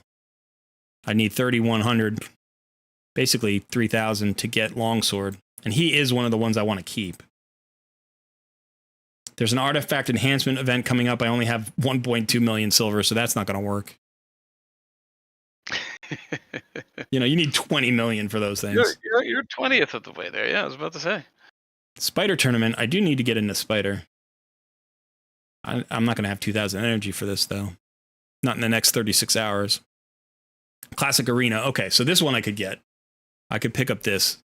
So the Classic Arena is a day and 17 hours left. So I should focus there, because that would get me Longsword. And then, yeah, that would maybe be enough to get me my Malkith. I mean, I could get my Malkith anyway. But so I can train these guys up in the next 36 hours, turn them into 4 stars, get them all ascended. That would give me champion training points. And then get my Malkith. That would give me champion chase points. And then hopefully during all of that farming, get enough campaign champions and then use my mystery shards and maybe just eke out 1 more legendary tome. I have 9. Yeah, it would be nice. I have 9 at this point.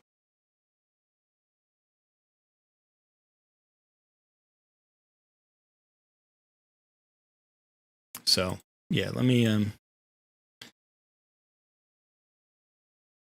How are you doing? Did you put skill tome? You haven't put skill tomes into Wukong because you're waiting for CVC, right? Yeah. How many skill tomes do you have waiting for him? I've got 8. I'll have 9 by then. That's nice. That's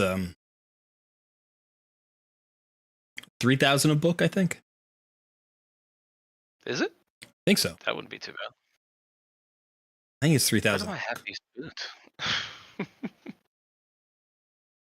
I have little 3-star common boots at level 16, and I have no idea why.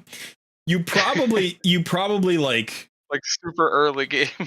Well, yeah, but somewhere along the line, maybe what happened was you had that on like a Faction Wars champion or something that you turned into food, and you just clicked like the auto remove and sacrifice button, so it just removed the gear and put it back, and you didn't really look at it. That's actually a way to lose a lot of silver if you're not paying attention, because a lot of that gear you can just destroy. You know, just let it go. Like, I know it's 16, I know it's 3, but it's like, is it worth the 10,000 or whatever it is to pull it off? It's like, maybe not. Maybe it's not even worth the 10,000. You're not going to get 10,000 for selling it when you do, you know? It's like, so. Yeah, that's for sure.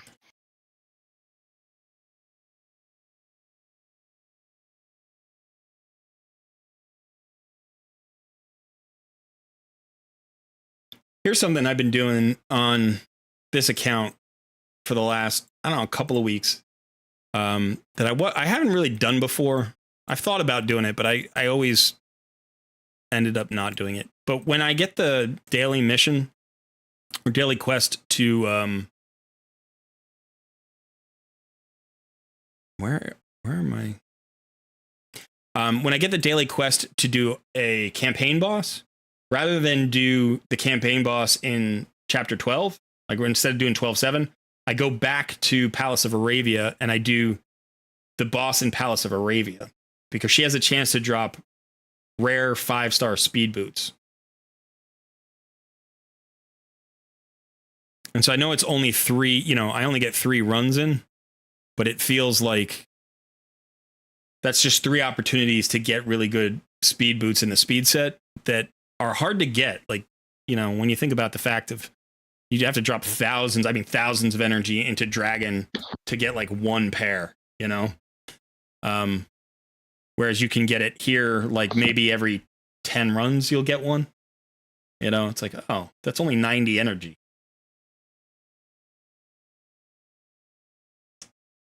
Yeah, that's a good point.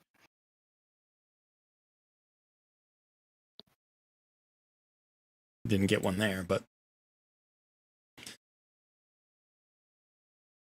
yeah, I've come in here before just to farm speed boots. You know, usually I farm.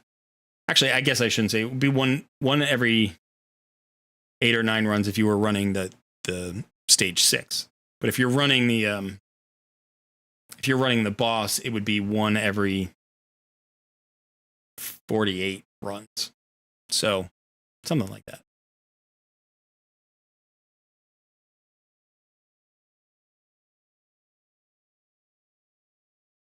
But you also have the opportunity to pull other good speed gear. You can pull, you know, a chest plate, or you can pull. So there's like it doesn't just have to give you boots. I mean, if you got a rare shield with speed and accuracy on it at 5 stars, you'd be like, hey, that's a great piece. I'm going to drop that on my my Deacon or something. My Wukong.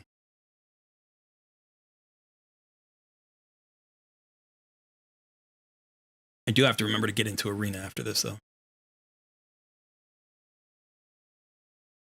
I had some commenter, I think it was yesterday or the day before, who after it must have been, yeah, I think it was yesterday or the day before. They were watching, I think they were watching the Takeover Tuesday stream or something like that. You know, like on demand, like after it was posted. Yeah. And the comment was something along the lines of, how are you in Gold Arena with a team like that? And I don't think it was intended to be like critical. You know, I don't think he was saying your team is awful. Sure. I think it was a legit question. It was like, how are you in Gold Arena? Like, how did you get to Gold Arena with only, you know, because I got into Gold Arena with like 70k player power on my team. And now I think I'm around 100. So like the team's gotten better because of upgrades in gear and upgrades in Great Hall and stuff. But yeah, he was legitimately like, how did you do that? It's like, yeah, you can do it. Everybody can do it. But so we'll go to arena here. Probably got 10 tokens. Let's see if there's a target I can take on. Maybe this target. All right, so let me get you over here. Nobody puts baby in the other corner. I don't even like that line. I don't like that movie, but it's just become a thing now. It's like it's become a thing. Yeah. But yeah, so this is my arena team, right? And so my answer in the comments was simple. I was like, all right, there are basically like 6 things that you have to think about when you're looking at my team. You're wondering, how did I get into gold? 1, I have every single role covered that I need. This is a perfectly constructed Go First arena team. It really is. If you take the model of how to build a Go First arena team, this fits the model perfectly. There's no wasted effort. Everybody performs the roles that they need to, and it all works seamlessly together. I've got a speed aura of 28%. That's a nice big speed aura. Obviously, I can't get bigger until I get Arbiter. So that's really awesome, right? Our fastest champion is Runekeeper Dazzler, who has a 25% turn meter fill and an increased attack. Perfect lead champion. Perfect champion to go first. Second fastest champion is Deacon Armstrong, who has a turn meter fill and a drop defense. So we've got the increased attack, we've got the drop defense, and the 2 turn meter fills right at the top of the turn order. The third champion to go is Wukong, who has a buff removal on an AoE. So he softens up the enemy a little bit and takes off any shields or block damages or anything like that he can. So those are the 3 perfect setup champions for a Go First team. Those are exactly the roles that you want. You want an increased attack, you want a drop defense. Potentially, if you could get a drop defense and a weaken, that would be better, you know. And then we've got a buff strip and a block debuffs, which is very strong. And both of Deacon Armstrong and Wukong, they also hit, so they soften up the enemy a little bit. And then you have the Nuker, who's attack based, going last. Perfectly speed tuned, no way to disconnect these 3 champions. So if I win the speed race, they're all going to go in order. They might not hit hard enough. They might not be accurate enough. Like, they can lose. But it's a perfectly constructed team. That's 1. Perfectly speed tuned. That's 2. Like, that's what you have to have, right? I have a hard hitting nuker. That's 3. You need your nuker to hit decently hard. So again, I just showed her build. I would like her to hit harder, but she's at around 3,000 attack, which is good. 100% crit rate, like 115% crit damage. I'd love to get that crit damage up to like 150, 160. That's where I'd love that to be. Eventually, you need more than that, but that's where she should be. And then the other components of it are, I know the arena, right? So I pick good targets for the most part. I don't pick perfect targets every single time because you can't. That's not possible. But I pick good targets. I'm playing every day using every potential refresh I can, you know, trying to get the maximum number of wins out there, which not only keeps me in gold arena, but gets me, you know, progress. Yeah, and I just missed the closest battle to the death. Oh yeah, in faction. In faction. I can't believe that the boss got down to, I don't know, 1% health. And my Sinesha was 1 shot away too. And she had a fear on her, so it was like a 50-50 shot of whether or not she was gonna hit him. Yeah. Woo. Yeah. But hey, that's the boss down. Congrats. Stage 7. But yeah, so here we are. Like, I'll run against this team. I'm gonna have to take you off the screen again. Sorry. But you know, so if we look at this team now, this team's gonna be a little bit tricky because Rotos has a passive where he can only lose 50% of his HP on 1 hit. So we'll have to see if we can do something with Wukong to him or whatever. But so there's my turn meter fill. I won the speed race. Turn meter fill. More turn meter fill. Extra turn into drop defense. Strip all of the buffs off. There was a shield on Rhonda, and then hit as hard as I can. You know, and we got 2 of these champions. We'll go ahead and cleanse. Keep our champions nice and healthy. And we should be able to beat this team now. Well, if you want to keep me there, I'll go make some tea real quick. Okay.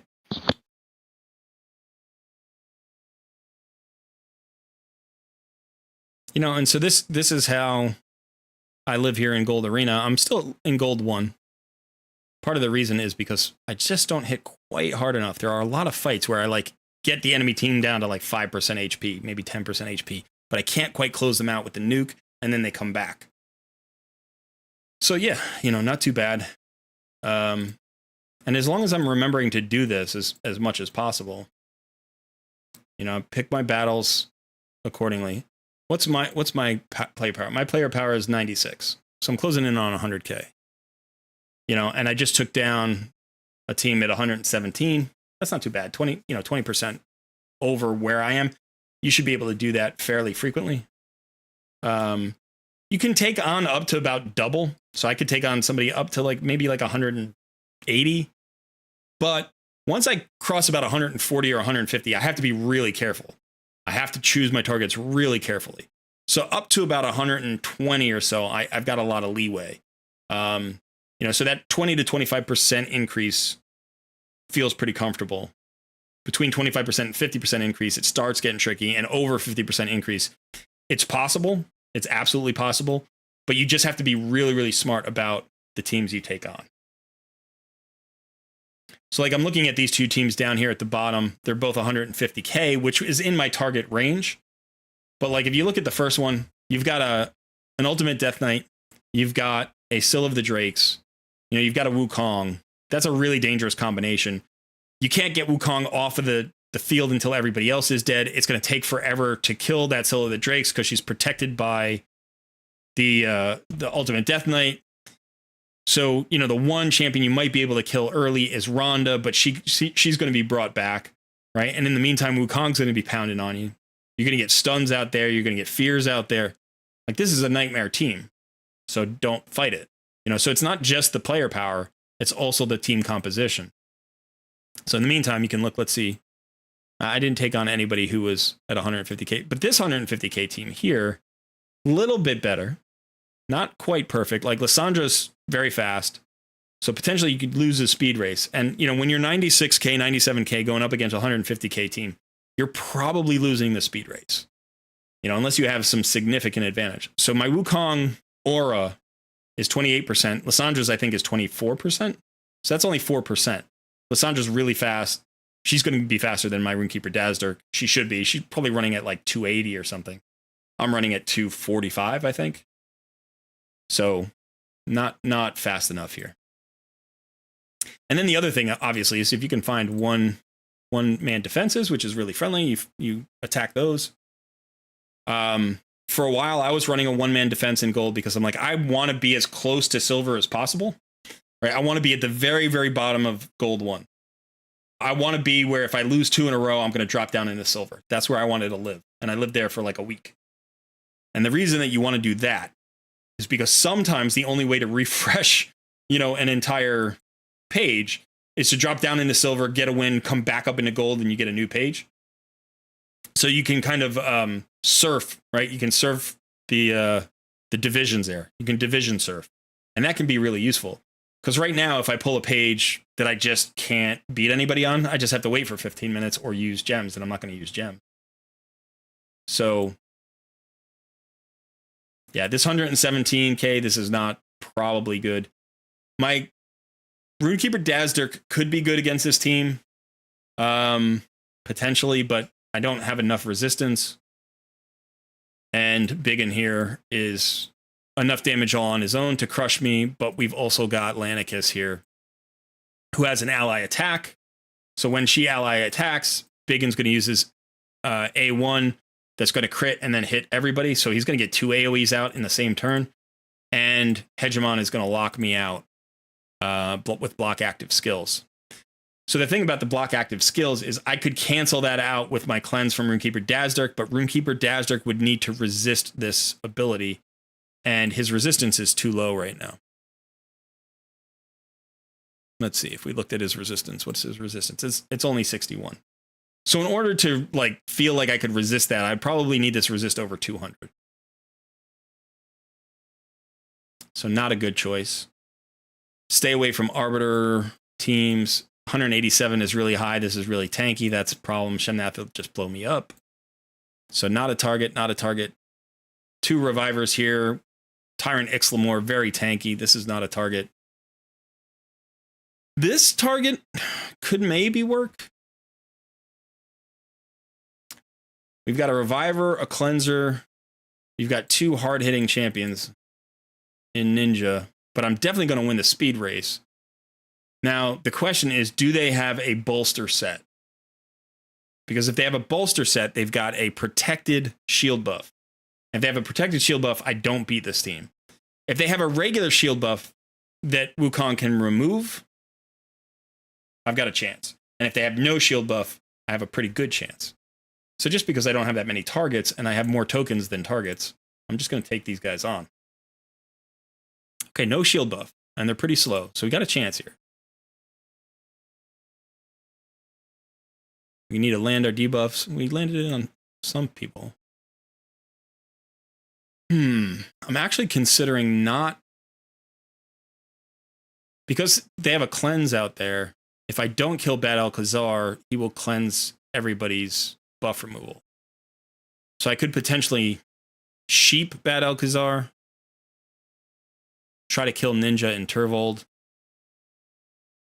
I could also try to sheep Scylla the Drakes. I'm gonna try to sheep Bad Alcazar there. Okay, he was pretty squishy. All right, we didn't get through to the Ninja yet, and I got stunned. So I'm gonna die. Dun, dun, dun. That was bad RNG on my part. That was unlucky. All right, so I'm gonna fight that team again. And I'm gonna go the other way. So this should actually work. I overthought it, and I actually I thought myself out of a win there, I think. Classic mistake. Okay, so let's see if we can kill Ninja. Yeah, we can kill Ninja. Okay. Yeah, it was. I made the mistake that I shouldn't have made. Some mistakes you can get away with, but some mistakes are fatal. And that was my fatal mistake.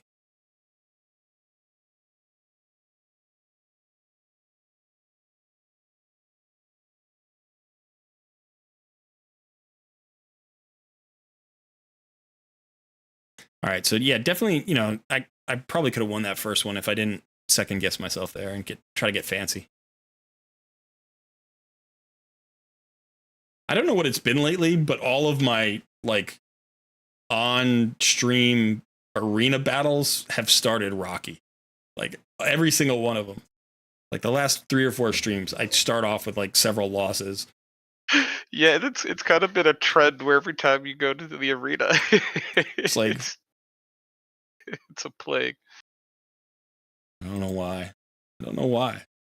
I mean, it even happened on my main account. So it's not like it's this account.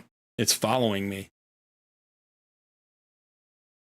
I actually think Arena is one of the places where I have the most knowledge and skill. I think Arena taught me the most about the game. So the 2 places that probably taught me most about the game were doing Arena and doing Clan Boss, which is kind of interesting because those are the 2 most important fights, right? So speed tuning Clan Boss helped me understand speed tuning Arena and vice versa. And then the thing about Arena is I play live Arena, I play 3v3 Arena, I play classic Arena. I manual a lot of fights. I always have. I like manualing fights. And you learn the champions by facing them. You come up against them. And that teaches you all about the champions and what champions counter which champions. So when you just auto it, you see whether you win or lose. But when you manual it, you see why you win or lose. So I feel like this is kind of an interesting team here. I feel like this is, where my expertise has been built from. And so when I come into Arena, I'm probably going to lose this fight. But when I come into Arena and I get my butt kicked, I feel like I'm letting myself down as well as letting my viewers down. I'm like, oh man, that was just sad.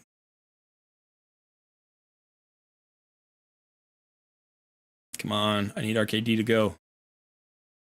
Oh, wow. I forgot about that. Yeah. Okay. So that was bad. Here we go. Now we cleanse.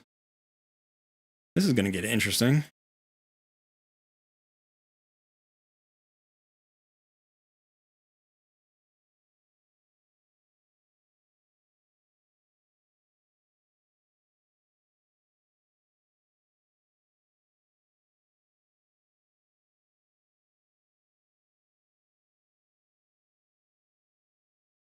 This is one of those fights. Your offense is your defense too. I just got a duplicate orc that I pulled from an ancient shard. Great. This is one of those fights where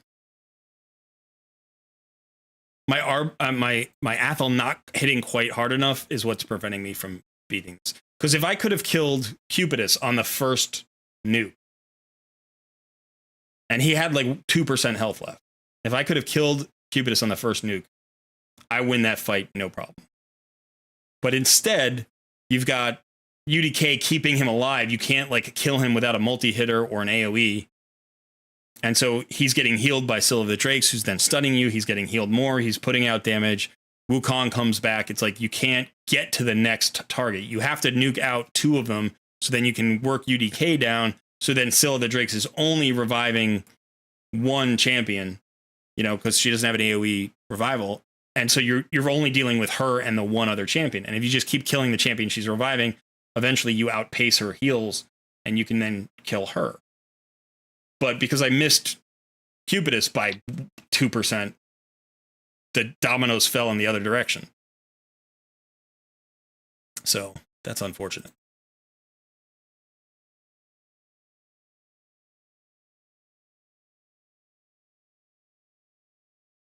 All right, let's get back to chat here for a second. Is it better to kill UDK first or his team? So there are 2 different approaches to UDK. If you don't have a specific counter to UDK, you're just kind of trying to counter with your team composition, you have 2 primary options. The first is nuke UDK out super hard right away. So on my main account, I have a Cardiel ally attack team, and I would just hit UDK and kill him, and now I can do whatever I want to the rest of the team. So that's an option. Your second option is you ignore UDK with multi-hitters or AoEs. So remember, he only blocks the first hit. So again, with that ally attack or like a multi-hitter like Athel who hits 3 times, she'll land 2 of her hits on the actual target. So the first hit will go to UDK and the second and third hit will go to the target. So depending on how squishy they are, you can either AoE around him and just nuke out the other champions, or you can multi-hit the other champions and kill them that way. The last option, probably one I didn't even think of when we started, was like you can use a CC team, right? You can use turn meter control, freezes, stuns, whatever, lock them down. And so in that case, you just get lots of extra rounds to handle UDK or figure out a solution around him.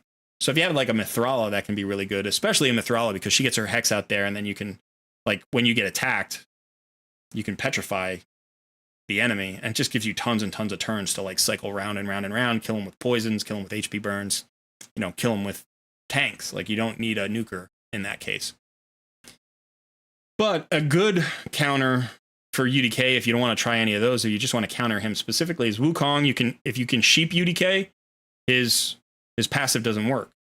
So then you can, you know, you turn him into a sheep. You want him to have as the least amount of turn meter as possible, and then you get that whole turn to kill his allies.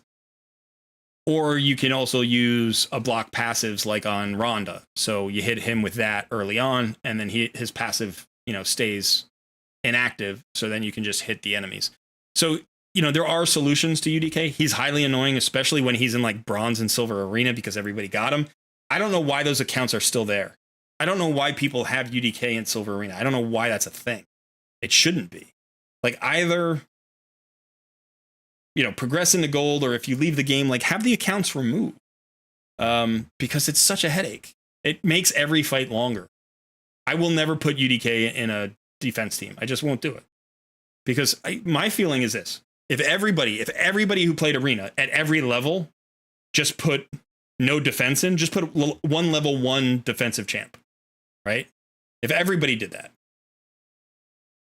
we would progress or fall only based on our activity levels, right? Like if you played more Arena, you would go up. And if you played less Arena, you would go down. But everybody, no matter how much activity you had, would win every battle, have a 100% win rate, and get as many tokens for the Great Hall as you can. I'm not trying to mess with your Great Hall. Well, I don't want you to have a bad Great Hall.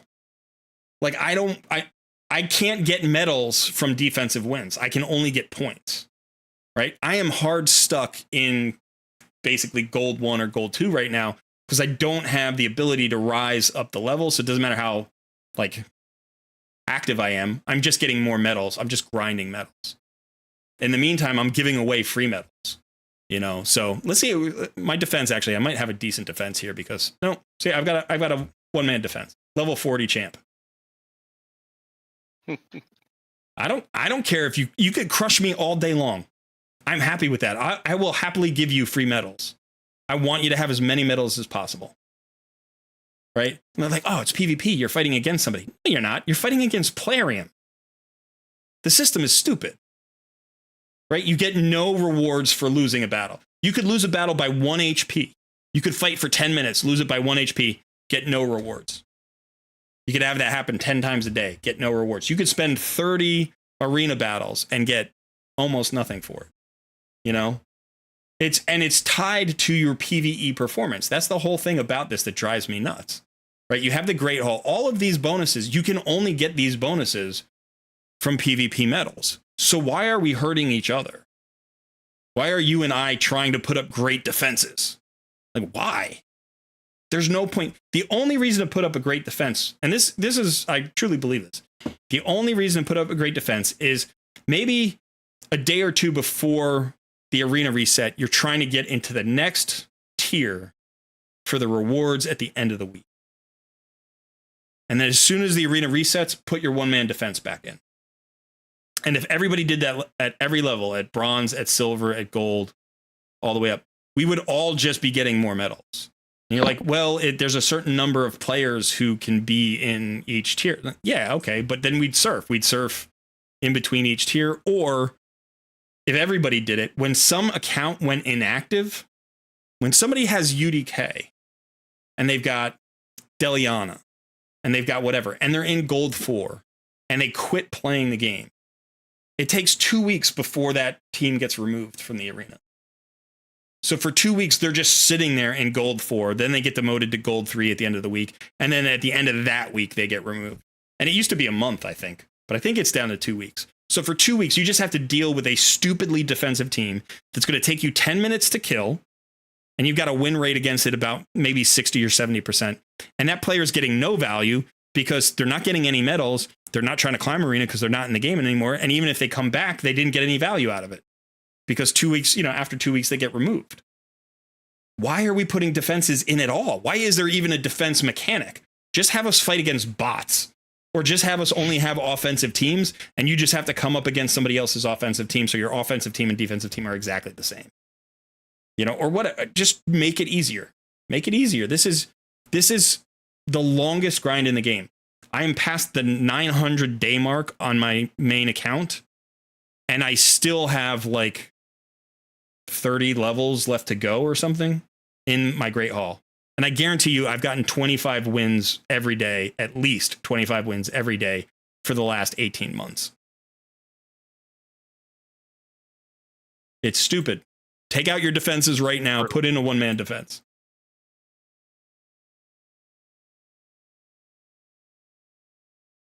I feel like Plarium is pitting us against each other. Like it's PvP. And you're like, oh, PvP. I know what that is. That's fun. That's when I get to play other players. No, you don't.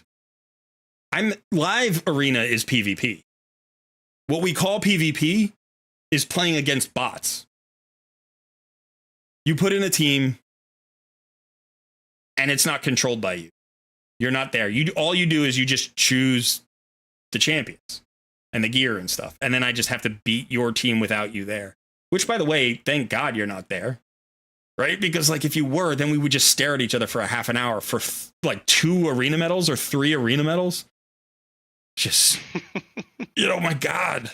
No, thank God we're not there. But just put in a one-man defense. It doesn't matter what level you're at. If you're active and playing every day, if you play arena offense 30 times, you will not fall. You won't go backwards. You just won't go backwards. And if you go backwards a little bit, put in a 2-man defense. Put in one level 60. Like make a defense that's a little bit tricky, so maybe 10% of players can't really beat you. But make it friendly for everybody else. I never have a good defense on. If you see my name in arena and I have a good defense on, send me a DM in my Discord and yell at me. The only time, I will have it at the end of the week if I'm trying to climb, so be aware of that. But for the most part, for 5 days of the week, I will have a single man defense. In fact, I don't think I've changed this defense since like the last 20 days. I probably put this defense in when I was in like silver 1 or 2. And I haven't changed it since. And I've climbed all the way up to gold 1 and I'm here fine. I did for a while. I had in my full team when I first built my Runekeeper Dazzler team. When I first built this perfect team, I did put it in on defense because I wanted to see how it would do, and it crushed.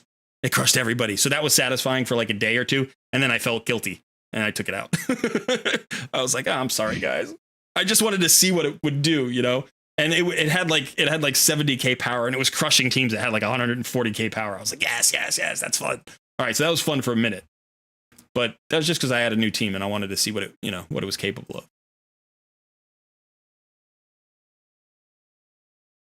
I kind of want to see what chat's saying here.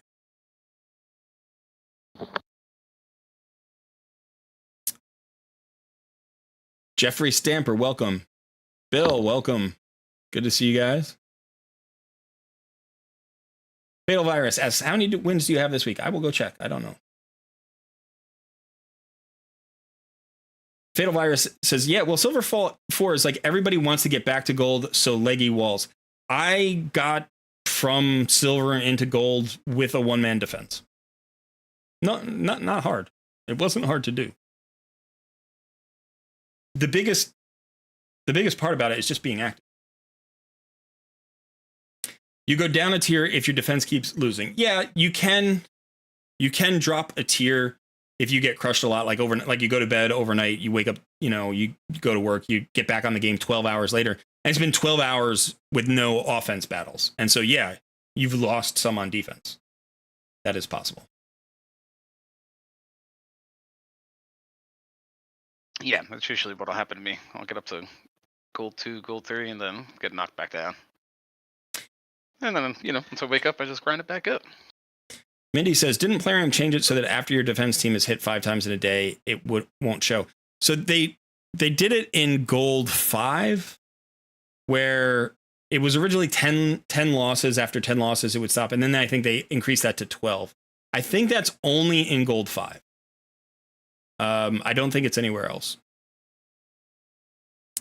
Oh, wow. But the Fatal Virus says, last 10 attacks within 3 hours, 2 wins. I need my defense to stay in silver 4. I promise you don't. You need to be active. You need to be active to stay in gold 1. And also, gold 1 isn't necessarily better than silver 4, right? Like, it depends on how you're doing in each of those locations.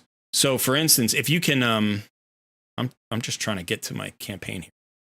If you can only win like 1 or 2 gold battles per page, and so you're not really getting through your 40 tokens a day or 50 tokens a day or whatever. Maybe you're getting 10 or 12 wins in gold 1. You'd be better off in silver 4 getting 30 wins a day.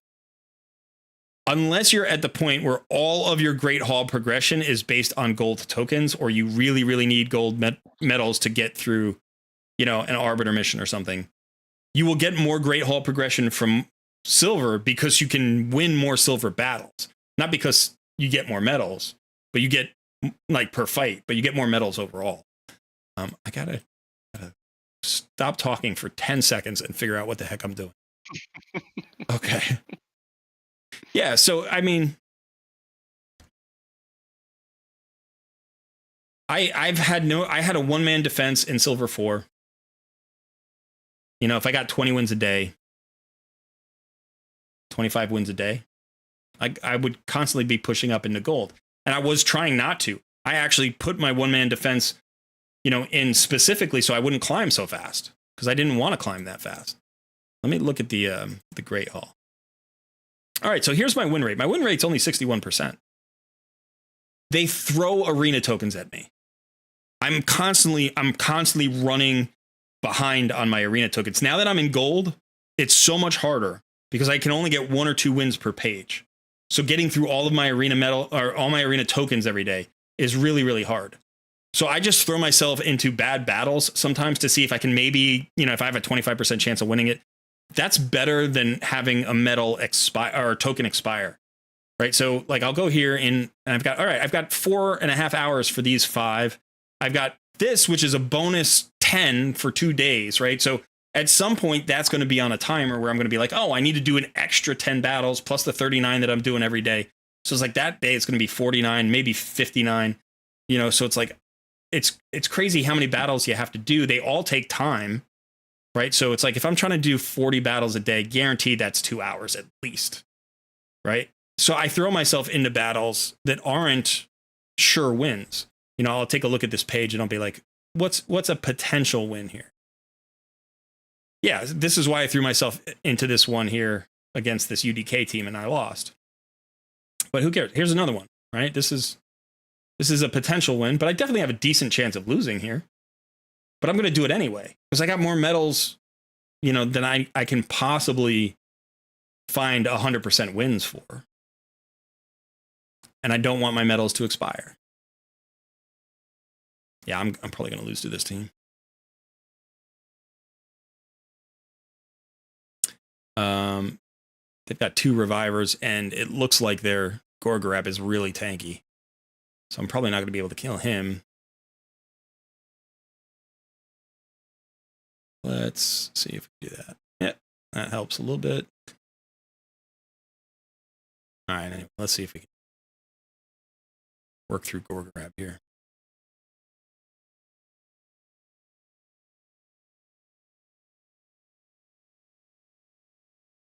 But yeah, so I don't need a high win rate. Sometimes I've seen content creators be like, you should be winning, you know, like if you're winning 80%, they'll be like, you should get your win rate higher. Thanks for the advice. More? You should get your win rate higher? What kind of useless... Like, I would love to get my win rate higher. Of course I would. I would love to win 100% of all my battles. I would love to do it all on auto, and I would love to just get free medals and not actually play this game mode like it's competitive. Like if this were just campaign farming for medals, great, but it's PvP. So guess what? Like you lose sometimes. That's the way it goes, right? You don't have perfect targets every time. If you did, if everybody put in the one-man defense, we'd all have perfect targets every time. And then it would become campaign farming. That's what it would be. I would love that, by the way. Let 3v3 be the place where everybody tries hard, you know? Or let Platinum Arena be the place where everybody tries. I don't care. But, like, the system is broken. But yeah, you don't need a high win percentage. What you need is whatever method gets you the most number of arena medals every day, that's what you need to do.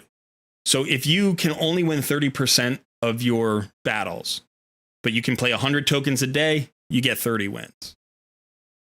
Right? If you win 100% of your battles, but you only play 20 a day, you only get 20 wins. 20 wins is worse than 30 wins. So a 30% win percentage on 100 battles is better than 100% win percentage on 20 battles. That's just the way it works.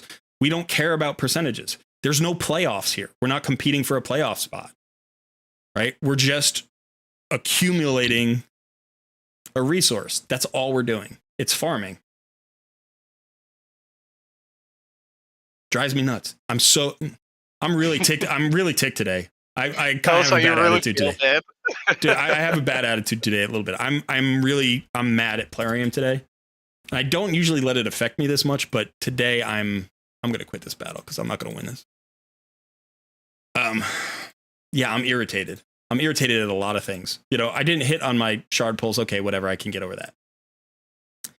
The new point totals in the Fusion Champion Chase are freaking stupid.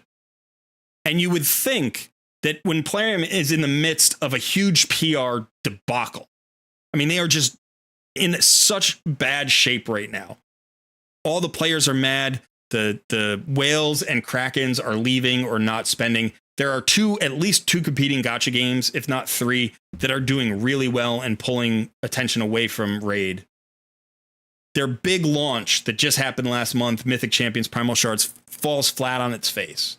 Everybody's pissed off. Content creators are so mad right now, and they're trying not to be because they have to keep making content. It's their job. And this is the game that, but like, if you've watched Nub Raids lately, I swear to God, that guy is over it. He is so over it right now.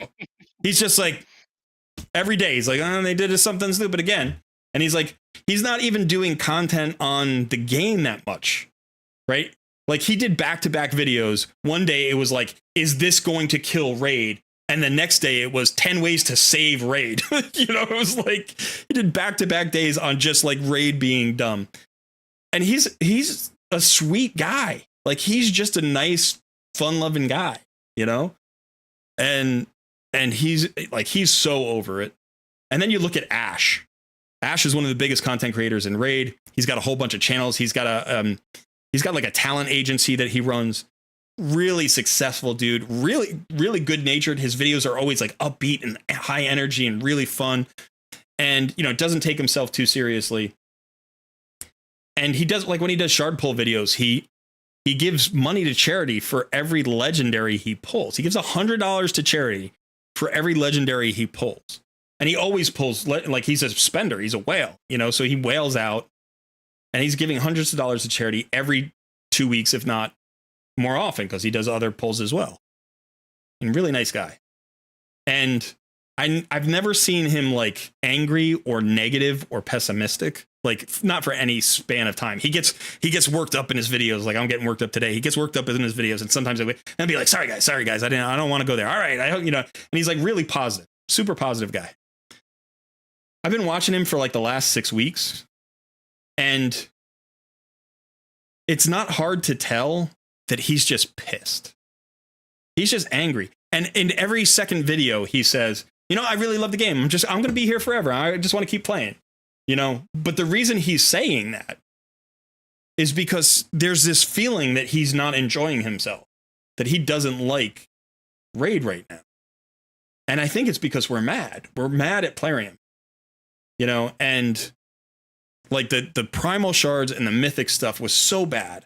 It was so bad. It was just like, okay, this is way too far. And Plarium started to pay attention, and they crawled back, or they rolled back the prices a little bit on the primal shards, and they changed the mercy system a little bit, not enough. And they kind of went radio silent for a couple of weeks, and there wasn't a lot of promotional stuff coming out from Raid. And then they just got back into it in the last 48 hours, and they posted, you know, a new the Raid update. I forget what it's called.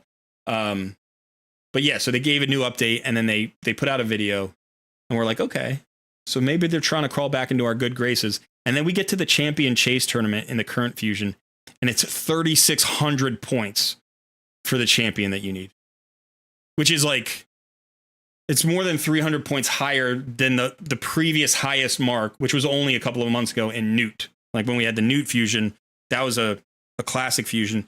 And the Champion Chase champion there was at 3,250, and I think now it's at 3,600 or 3,650. You know, so 350 or 400 points higher. And so the Fusion inflation is like,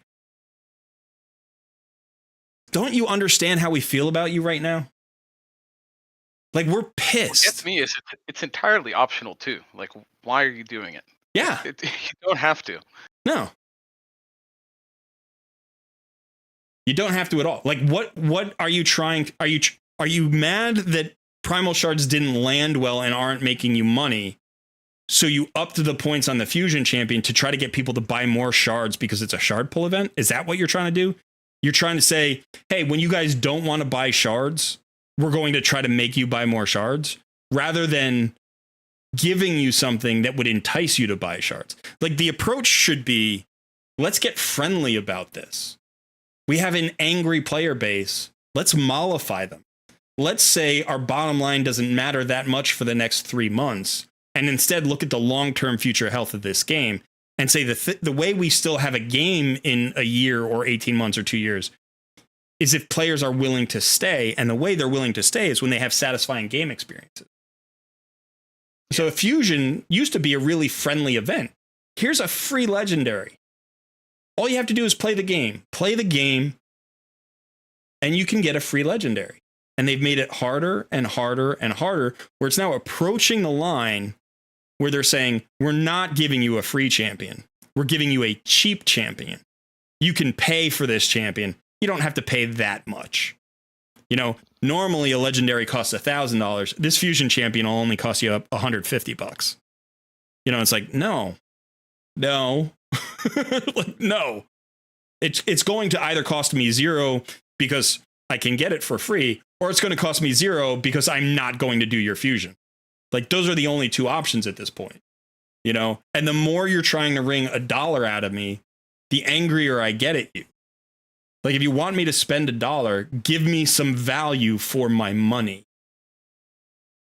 Don't make it less value. That's what they're doing. They're making every dollar less valuable. When you increase the cost of a Fusion champion, you're saying you need to pull more shards to get this thing. You are reducing the value of the shards I'm pulling. I used to have to pull 50 shards. Now I have to pull 100 shards. That means each shard is half as valuable, and they cost the same as what they used to cost. So if you're spending money on it, you're now spending $2 instead of $1 for every, you know, piece of progress you're going after.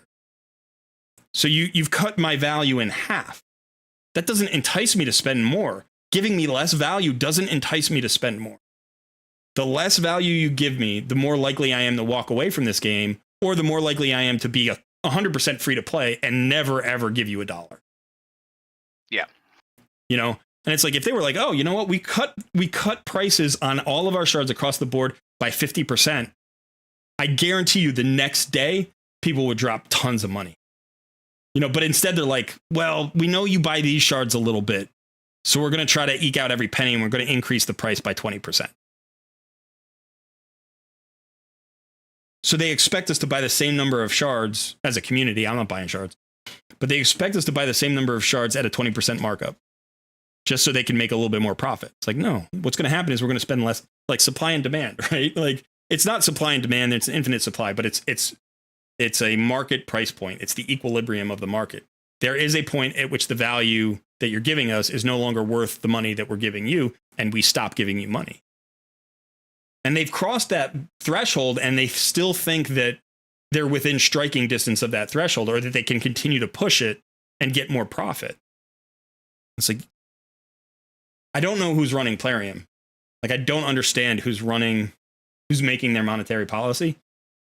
And that's the other thing. So I watched the video by Ash this week. It's just maybe 2 days ago. You guys can probably go and find the video. And what the video, like he said, he had a really good talk with some members of Plarium. Like, he's got a good connection, good relationship with Plarium. Obviously, as a long-standing content creator and one of the biggest names in the space, he's got connections there. Not like he can pull strings. He's got a network of people that he's familiar with. You know, people he has ongoing relationships with. And he didn't give us a lot of details, but he said, you know, he had a really good, kind of an unexpectedly good conversation with somebody there who said, yeah, we know that there are things that aren't going so well right now, and we're determined to fix it. That sounds good. And then the day after I watched that video, I saw the champion chase total. You're determined to fix it? Are you not paying attention? You know, and this is the other part about it. That person who talked to Ash may really sincerely mean what they say, and may not have any ability to change the monetary policy of the company. When we talk about greedy devs, sometimes that's like a term that gets thrown around. I don't like to use it because I don't think that's fair. There's a guy in the art department whose entire job is to make champions look cool. and he's been killing it for 4 years. Every champion comes out just looks cooler than the last. I mean, he's put out 200 champions, you know, in the last 18 months, and every champion looks a little bit different, has, you know, additional, like, and they're all unique. They have a feel.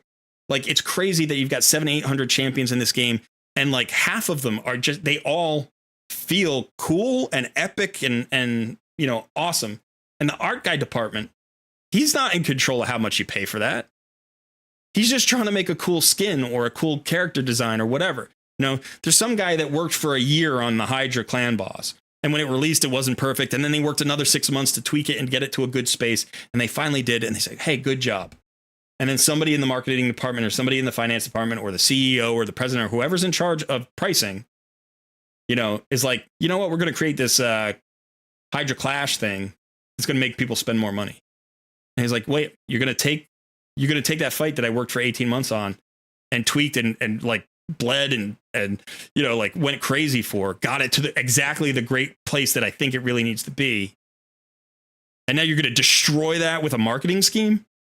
You know, like, so it's not just greedy devs. It's like there's somebody in terms of the economy, the financial planning of Plarium, who does not care about the players, who thinks of us as a resource to be farmed the way we would like farm campaign. Raid is farming us like campaign. They're farming us. That's what they're doing. That's hilarious. You know, and that asshole needs to go, because the rest of Plarium is probably great. Do you know what I mean? I mean, they're living through a freaking war in their home country.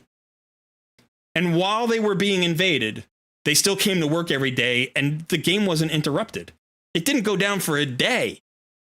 The Ukraine got invaded by Russia, and they didn't interrupt their gameplay. That's insane. They've all moved to another country. They're still working hard. They still have family back in the Ukraine. Like, I feel for those people. I'm not saying they're greedy devs. I have no idea what they've been through. But somebody at the top or somebody somewhere is like, this game is about making money, and the only way we're going to make money is to bleed our players dry. Like, yeah, that's a great business model. Look at WoW. How old is WoW? What year did WoW launch? It's got to be 20 years, right? Oh, yeah, it's like early 2000s. Yeah, that's what it feels like to me anyways.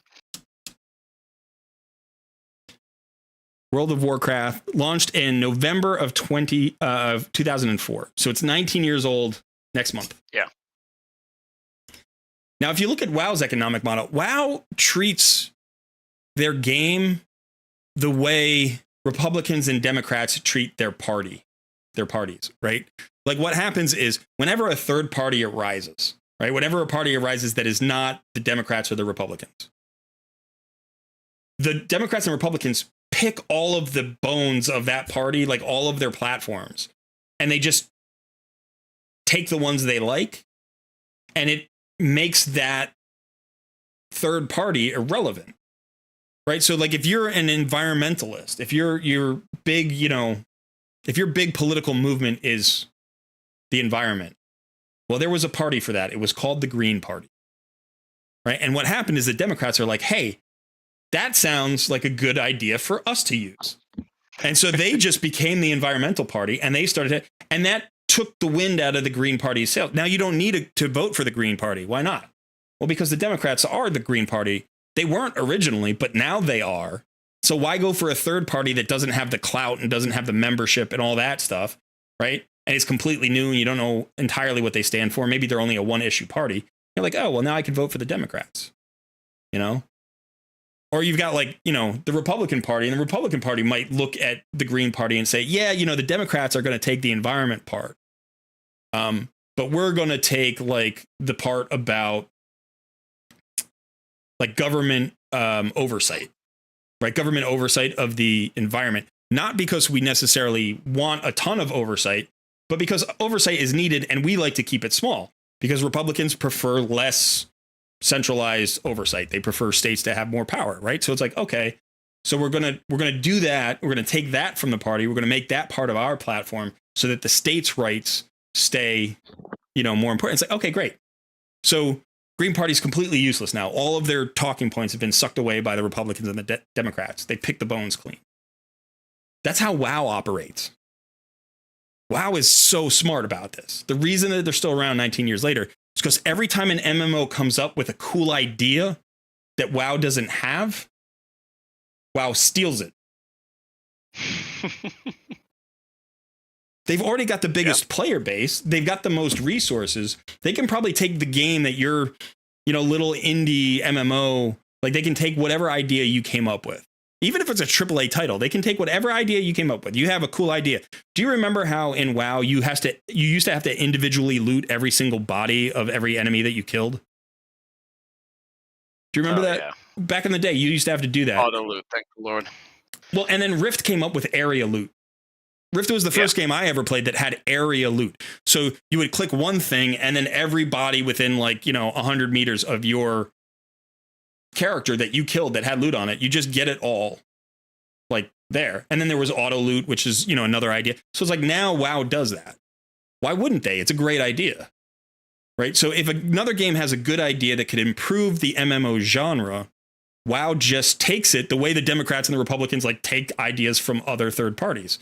And that reduces the need for other MMOs to be successful, because a player can say, oh, well, I love this new game. They've got area bosses. And it's like, well, yeah, now WoW has area bosses. Well, oh yeah, but they have this different. Yeah, WoW has that now too. You can't invent a cool idea that WoW won't steal. And that's what they should do. That's, by the way, absolutely what they should do. It's not like you can patent area looting. Do you know what I mean? That's not like a thing you can do. So now you've got WoW that's got all the cool features of all these other MMOs, and it's gotten better as a game, and players aren't leaving it because they've invested all that time in it. It's still got the biggest budget in the industry. So they have high quality, products that keep coming out, high quality content. It's not that it's a perfect game, but nobody's going to be better doing anything that WoW does. Right? In order to create an MMO that would compete with WoW or wouldn't get sucked away by WoW, you have to do something that WoW can't do. You have to do a first-person shooter MMO, right? Because it's WoW is not going to do that. They're not going to change their model. So now you can compete with it. But yeah, it's so Raid could take a lesson from WoW. What you should do is you should look at all of these new gacha games that are coming up. And there are a lot of them, and they are becoming popular. And that's a threat to your game. So what you should do is you should look at those games and say, hey, what are they doing better than us? Why are they a threat? And then take whatever they're doing, incorporate it into your game, and improve your game that way. And I guarantee you there are two areas that all of these other games are doing better than Raid, right? And one is there are so many more quality of life adjustments in those games because they're building from scratch. So swapping gear is easier, right? Changing masteries is easier. Getting through auto battles is faster. Those, you don't have to play those games for 10 hours a day to complete everything that you need to do in the game. Raid needs to cut the time investment in half. They think the longer that you play the game, the more hours a day you play the game, the more money you're going to spend. But all you're doing is grinding us down.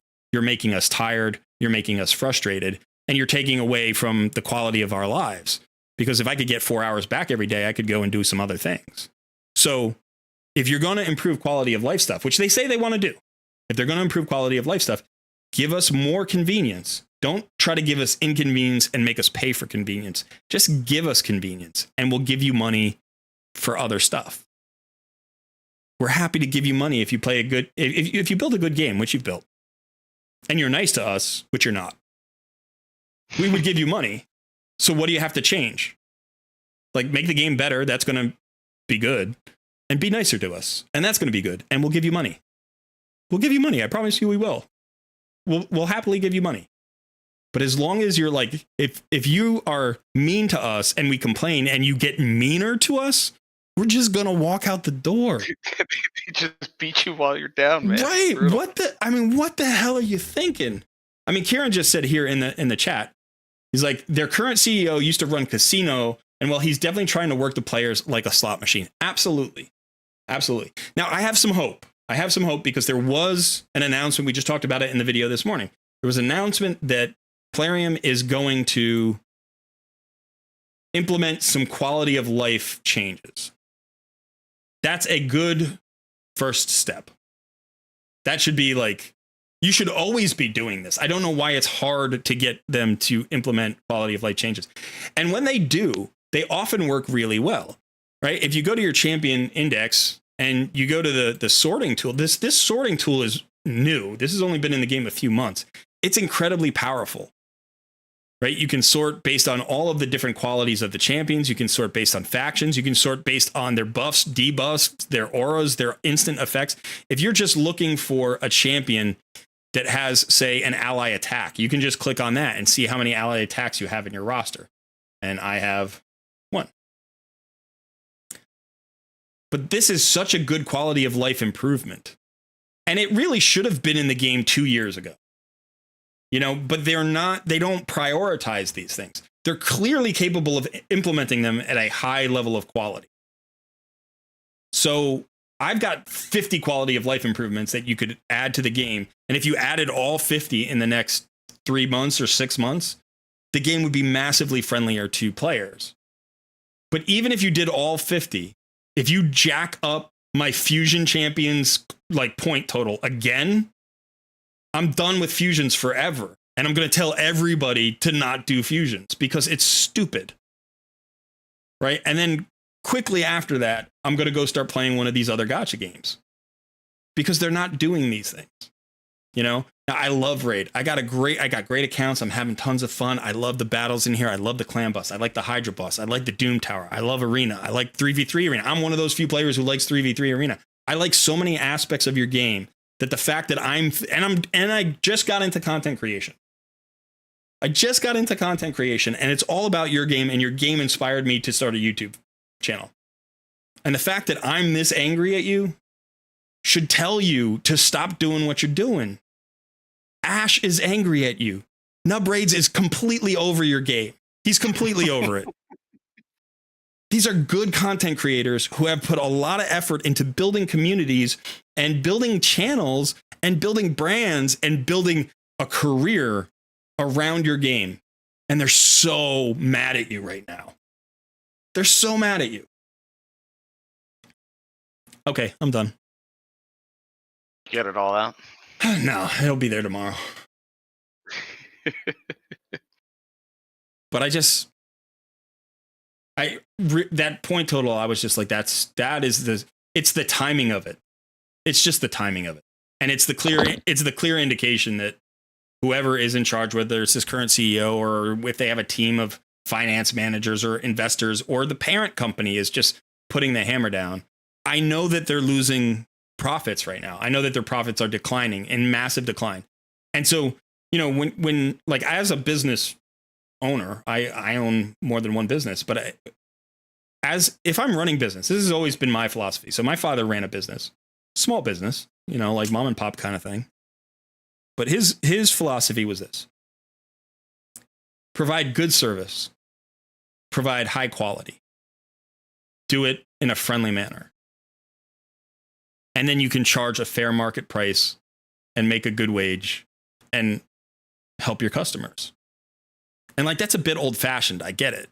Like, I get that that's old fashioned. But there's something to that, right? There's something fundamentally sound about that idea. Economics at their fundamental level should be value traded for value. You go all the way back in history before money existed, when you bartered. Like, I'm a farmer, I raise chickens. You're a blacksmith, you make tools. I need some tools for my farm. You need food for your table. So we'll find a value that makes sense for both of us, and we'll trade, and we'll both come out ahead because now you can eat and now I can farm better. Like, that's the way economics is supposed to work. And then we get into, a very exploitative system where capitalism goes too far, goes beyond that mutually beneficial system and becomes exploitative, where it's like, now you are a source of income for me and I don't really care about you that much. So if I can trick you or lie to you or bait and switch you, or I can just manipulate you to think you're getting more value than you're actually getting, I win. And it's like, dude, we can all win. you don't have to, it doesn't have to be competitive. It doesn't have to be competitive, or it doesn't have to be this competitive. Like as a video game, you should be competing with other video game companies. You shouldn't be competing with your players. Right? Like, we should be on the same side. How are we not on the same team?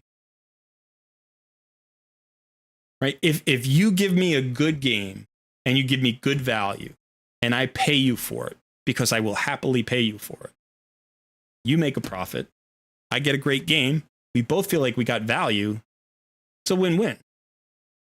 How is that not your business model? Because there are games who have that business model, and some of them fail. You know why they fail? Because games fail.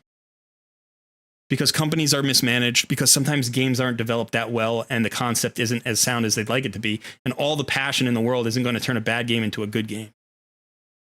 So games that have bad economic models fail as often as games that have good economic models, because it's not always the economic model that causes a game to fail. You've already surpassed 99% of all games that have ever been developed in terms of success. This game has been around for 4 years. That's a crazy run. You know, we were comparing it to WoW.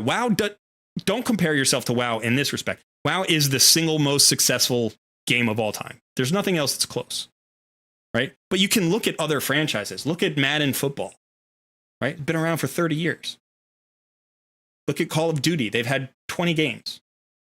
You know, there are franchises that are super successful, and they all cost money, you know, but like you all of these companies are in the top 1% of all games that have ever been developed. You already have a great game. The thing that's going to kill your game is not the quality of the game. It's going to be you. Like, you as a company, you're going to destroy the game. True. Like, it's not like games have a lifespan, but the lifespan can be really, really long. When they drop a new Call of Duty and 2 million people go out and buy that game in the first week, it's not because they've never seen a shooter like it before, right? It's not because it's the most original game they've ever seen. You don't have to reinvent the wheel. Do what you do it well, give value that makes sense to the player, and they will pay you for it. They will happily pay you for it. You know, and this company does not believe that its player base would pay them if they didn't trick the player base. Like, that's what it feels like to me. They don't believe that we will give them money voluntarily. We can only give money if we're tricked or blackmailed or bludgeoned or, you know, stupid. It's like, I mean, I think about the changes they could make in this game sometime that would be like player friendly. It's like, what would happen? What would happen if you just removed silver costs from gearing? What would happen if you just made super raids the base mode of the game, so that anybody at any time could just select a super raid if they wanted to? What would happen if you would give personal rewards in every CVC as opposed to every other CVC? What would happen if you just cut shard prices down to a reasonable level? Like, what would happen in any of those cases? Players would be happier. That's the answer. Players would be happier, and they'd play your game more, and they'd recommend your game more often to players who don't play your games, right? Their friends who don't play your game, who are like, raid is ridiculous, would be like, no, it's really cool. That's what they would say. But instead, now when I have a conversation, people are like, you play raid, isn't that like a really, you know, that's kind of a bad game, like monetarily. Don't they try to gouge you? Like, yeah, that's exactly what they try to do. That's what I say. I'm like, yeah, they try to play. Should I play raid? I'm like, Are you good at holding on to your money? Like, when somebody's trying to pick your pocket, do they succeed, or do you notice before they pick your pocket? Right? Like, because if you've ever gotten your pocket picked more than once, don't play raid. If you got it picked once and you figured out how to never get your pocket picked again, then you can play raid. If you've never gotten your pocket picked because you've never gone anywhere where somebody's trying to take your wallet without you noticing, right, then probably don't play raid either. because like the best raid player is the player who has been taken advantage of before, recognizes what it looks like, and protects themselves. Yeah. Like, that's it.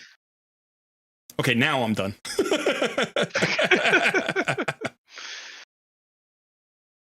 Yeah, and I wonder for me if like maybe because we started it as a free to play challenge and I never had any plans of spending money in this game, that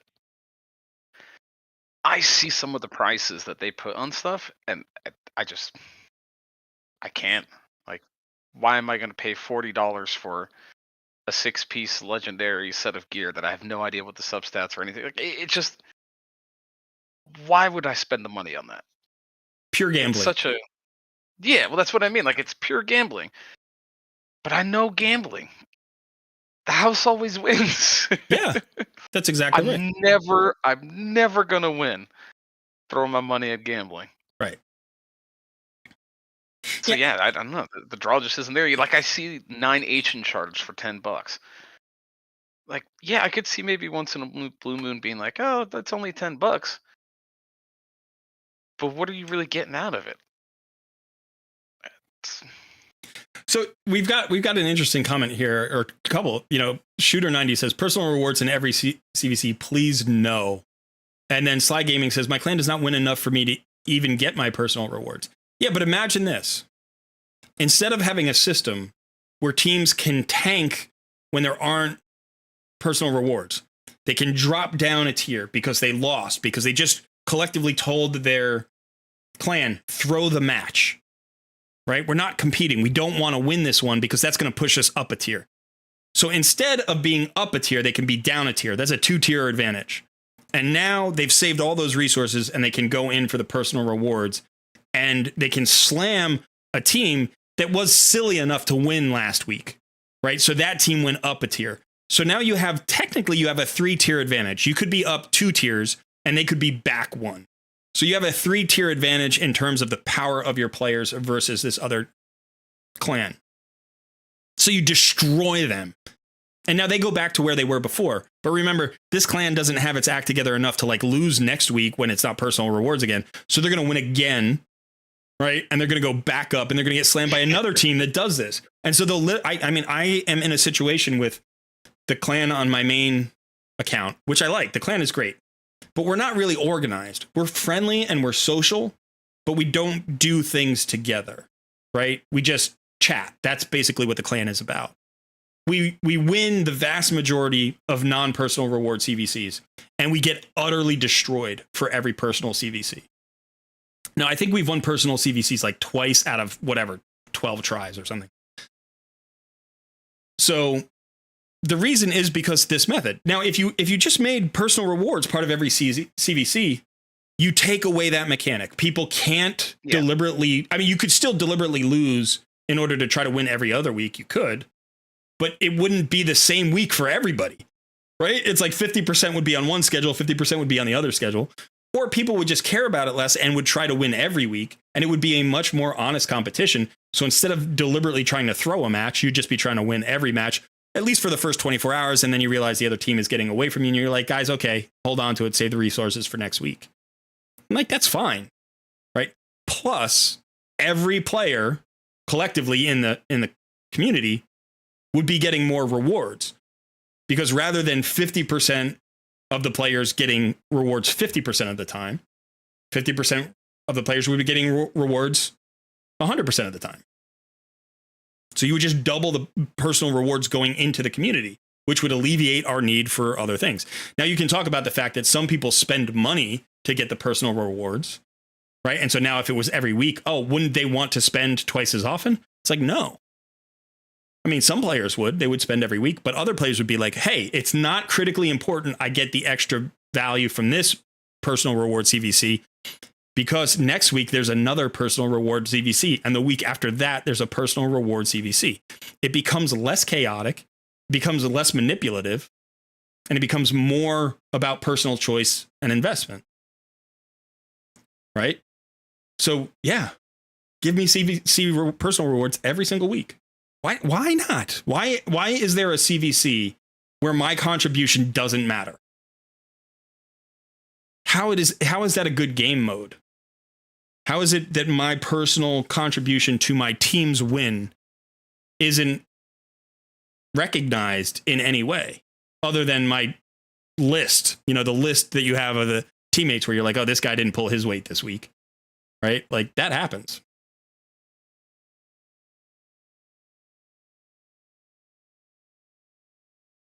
Shooter, you can change all of those things. All of those things are just, this is what Sun was just saying. He's like, this is just a choice by Plarium. Yeah. You can make all of CVC friendly. I mean, the best thing you could possibly do for CVC to make it more interesting would be to actually pit like clans up against the other clans in some meaningful way, in some kind of PvP, like base defense or base offense kind of, system that like other games use. I've played a ton of gacha games, and almost every other gacha game, the clan versus clan tournament is you set up a defense and then you go on offense, right? So it's like, it's not live necessarily. Some games do it kind of as a live thing, but it's typically hard. So you have like 24-hour timer. Everybody sets up their defense. They're in a place on the battlefield, and you have to defeat one of the clan's defenders in order to get to the next of the clan's defenders. And you can do it collectively. And then you're on offense and the other team's on offense, and you can compare your progress. Like, do you win more battles than your enemy clan wins? And that's where you get the win or loss from. That would be so much more interesting than just, hey, grind these things that you're already grinding. Just grind them harder. Spend more money. Spend more money. You can buy CVC wins. Just spend more money. And then the other team spends more money, and they're like, both of you spend more money. Plarium wins, right? Because now you're trying to beat each other with your wallets, and you're both giving money to Plarium. That's insane. That's not a good system for players.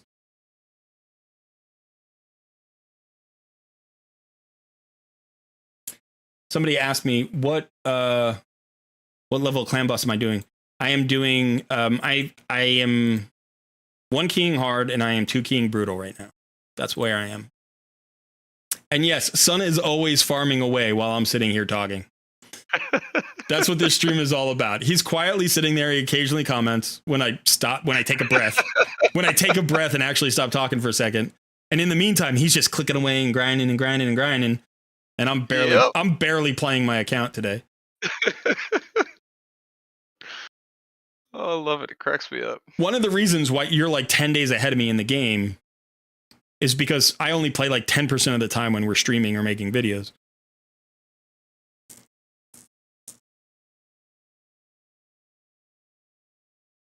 Yeah. Yeah, I'm surprised Slack caught on to that. He's like, yeah, gotta play.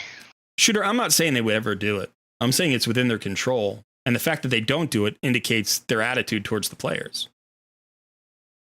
And if they really want to fix the game, if they really want the game to be healthy in the long term, the primary focus should be player satisfaction, not like the rate of purchases made, right? Because purchases will follow satisfaction. Purchases can follow different patterns. They can follow dissatisfaction as well. And that's the model they've gone for. But that's also not sustainable. When you're talking about things that are not sustainable, that is not sustainable. Especially if you keep dipping into the same well over and over and over again, where you're increasing the like in order to get more profits in that model, right? In order to generate more profits in a inconvenience model, which is what they have, you have to increase the inconvenience, or you have to increase the cost for the same convenience. So whatever your profits were, if you want to increase profits, which most companies do, that's what you have to do. You have an inconvenience model. You need to make it more inconvenient so players will spend to remove the inconvenience more frequently, or you have to increase the cost of removing the inconvenience so they'll spend at the same rate but pay you more for it. And they've done both. They've raised the prices and they've increased the inconvenience. Right? That's what the drop rate is. The drop rate of primal shards is more inconvenient than the drop rate of any other shard. Right? The mercy system the collection rate of those shards. You get fewer of those shards than you do of, like, say, voids. So it's a more inconvenient path to value. Now, when you win, it's a bigger rush because the reward is bigger and because it's harder to get. And that's the gambling aspect, right? But long term, what would they do after primal shards? They make, like, you know, some other shard, like, you know, quantum shards. They're going to have quantum shards that drop at a 0.1% rate, you know? And it's like, and they're going to be $9 a shard. And it's like, why? Well, because that's our model. We have to make them less convenient and more expensive. But at some point, the player base will say no, and then they'll not just say no and be like, oh, I'm sorry, I'm not really into that. They're going to be like, no! Fuck no, I hate this! Right? That's what they're going to be, because they're not stupid. We're not stupid as players. We know exactly what you've been doing to us for the last 4 years. So my belief, honestly, is that I don't think raid ever goes away, because there are always new players coming into the game, and it's a good game. It's really interesting, and you can, in fact, play it free to play and do fairly well at it. So that hasn't changed. None of that has changed.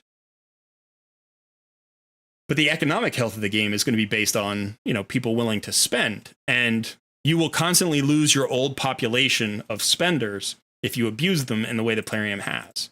And so unless you're replacing them at a commensurate rate, your profits will diminish. So once you get to a point where your abusive practices are so abusive that your player base walks away, you're in trouble. You're in trouble, because there's no way to get them back. Right? There's no way to get them back. Now, WoW gets players back all the time. They release a new expansion, players go back to WoW. Why do they go back to WoW? Well, because it's a good game that offers good value at a good price. Yeah. I go back to WoW every few years. I'll go and I'll play for 6 months or 10 months or a year.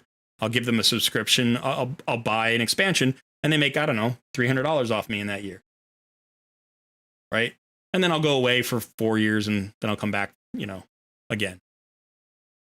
It's like, but when I've left a gacha game, the only gacha games I've ever come back to are Raid and Galaxy of Heroes. And it's because the games were so good. And the only reason I came, you know, back to Raid and stayed was because I pulled Cardiel, right? I got a ton of value. I got a really interesting champion, and I didn't have to pay a lot of money for it. You know, so I look at League of Legends. I look at Teamfight Tactics. Teamfight Tactics, I mean, League of Legends is 100% PvP, really. Like, it's not 100% PvP, but it's mostly PvP. But Teamfight Tactics is 100% PvP. You can't play against bots. You have to play against other players. And you can't buy a competitive advantage. You have a ton of opportunities to buy cosmetics. You can buy a season's pass that gets you more cosmetics. You know, you can get, like, cool things. You can get emotes, and you can get sounds, and you can get, you know, explosions, and you can get, like, different characters. And that thing is going to make money hand over fist for 10 years. And they never have to change their economic model, because they started with a model where the whole model is create a good game, give it to players for free, and let them choose to spend what they want on the cosmetics that we give them. They have a season's pass. They have limited time animations that you can only get for one season, and they go away. They'll probably offer those every, like, 6 months or something. You could go back into the vault and get the legacy, you know, animations. And they're going to make money hand over fist forever. And at no point are they trying to cheat you out of your money. Yeah, that's one thing I always appreciated about them. It's not pay to win. You can spend all the money you want. It's cool. You know, if you have some cool skins, you have some cool emotes, that's all great. But it's not necessary. Right. And the great thing about that in a PvP game is I'm going to play, like, when I click on find a match, I get a match in like 30 seconds. Why? Because people don't leave like, free-to-play players can play on an even footing with players who spend money. So people don't, like, rage quit that game nearly as often, right? They don't get frustrated, be like, this company sucks, I'm leaving. Like, it happens. Everybody gets tired of games. You just get worn out with it. Maybe, you know, you don't like getting stomped on. You're getting stomped on a lot for some reason. And it's like, you leave the game, that's fine. And then you go back a couple of months later and you're like, oh, hey, they changed the teams, or they got new, they got a new season. And then so there's new rules and they go back. Game mode out, or, yeah, and they have fun. But like, nobody feels bad about going back to TFT. Nobody thinks, am I going to destroy my life if I go back to TFT? Right? If I go back to League, nobody feels that running it down mid in ARAM. Right. Like if I go back to League, now League is frustrating. I mean, you can spend a lot of money on League, but very few people go back to League thinking, man, I might go spend $100,000 on League. Nah. But people go to gacha games being like, yeah, I'm going to spend 100, or maybe not. Maybe they say, I'm going to spend $5,000. And then they end up spending $100,000. And then they do that once and they leave the game, and then they go, the next time they should know. They're like, oh man, I'm going back to Raid. Am I going to spend another $100,000? Like, that should be the question that you're asking. And the answer should be, hell no. I'm going to play this free to play, or I'm going to take my $100,000 account that I still have, and I'm going to play that as if it were done, which it is, because you spent $100,000 on it. But that's the whole thing about the pickpocket. Like, if you spend $100,000 on a gacha game, you got your pocket pick. So did you learn the lesson? Or are you going to do it again?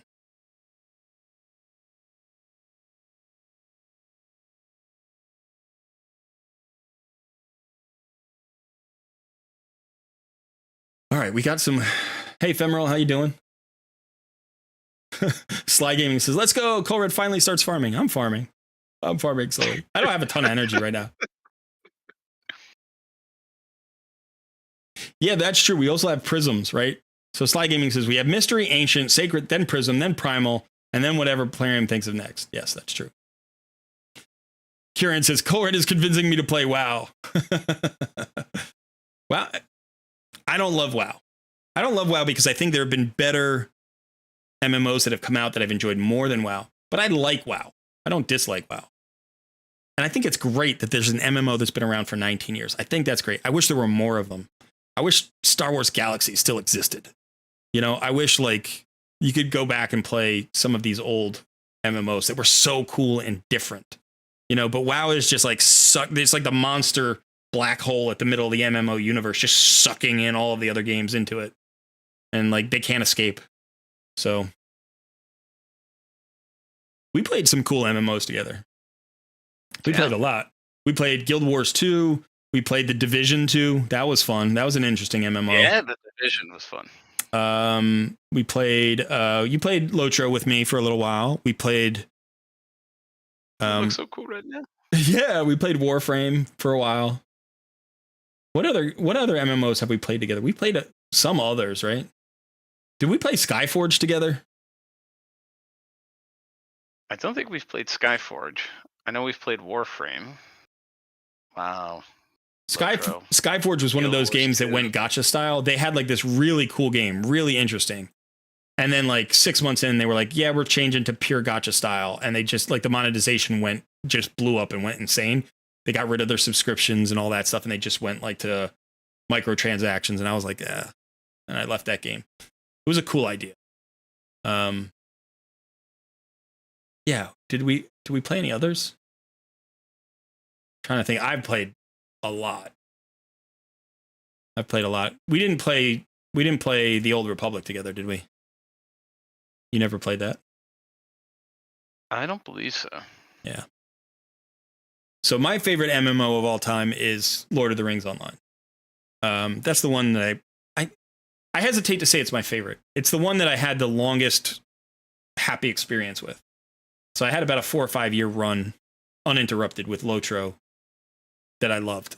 And my favorite MMO class of all time is from that. So I played a warden in Lord of the Rings Online. And if you know the game, wardens are an unusual type of class in role playing. So it's built around what's called the gambit system. And the idea is you have 3 base skills. That's all you have. You have 3 attack skills. You have an attack with your weapon, you have a shield bash, and you have a shout. You have three abilities. That's it. And you can use those 3 abilities in different combinations to execute what's called a gambit, which is a big skill that has a big effect, but it has to be built. So you have to use these other skills in the right sequence. And there were something like, I don't know, 40 or 50 gambits that you could use of varying powers. So some only took 2 builders to get to, some of them took 5 builders to get to, and everywhere in between. So it took a lot of tactical planning, but it also had a lot of tactical flexibility. Really cool class. I've never seen anything like that in any other MMO. And most people either loved or hated wardens because either they understood the system and it made sense to them and they loved that tactical flexibility and they found ways to do things with that champion class that almost nobody else could do. I mean, it was an incredibly powerful class that took a lot of skill to master. Or they hated it because the skill cap was really high, it was confusing, it was too complicated, and they prefer, the classic sort of style of champions where you just had a skill bar that you just clicked on all the different skills and you figure out your rotations and stuff like that. And you didn't have to build them on the fly with the gambit system. So people either hated it or loved it. And I loved it. You liking complicated? Yeah. No, that could possibly be. Every MMO I've ever played, I look for the most complicated tank class, and that's the class I play first. I don't want a straightforward blunt instrument like, the Guardian class where you're just like, I've got a shield and a sword and a shout, and I shout at you and you attack me because it's a taunt, right? Whereas like the shout from the Warden wasn't a taunt. You didn't have a taunt as a Warden. You just had to generate hate the old-fashioned way. You had to go and hit people.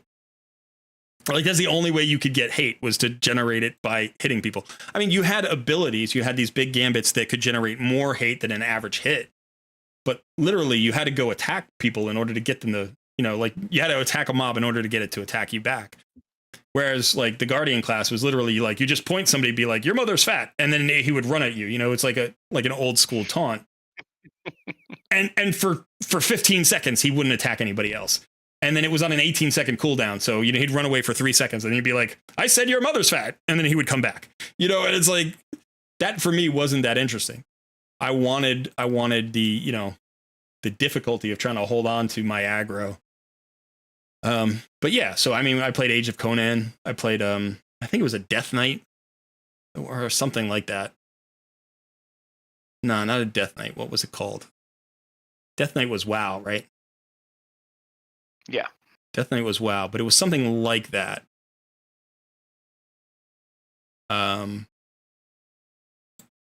Age of Conan was fun. I enjoyed that one. And then didn't we play a superhero MMO at some point? Yeah, we played a couple of them actually, didn't we? We played DC Universe Online or whatever, DCUO. Yeah. Yeah. That was fun. I enjoyed that game.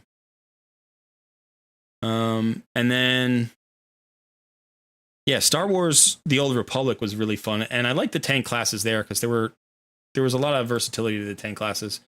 They had a ranged tank class, which was the first time I had ever played a ranged tank class. So that was the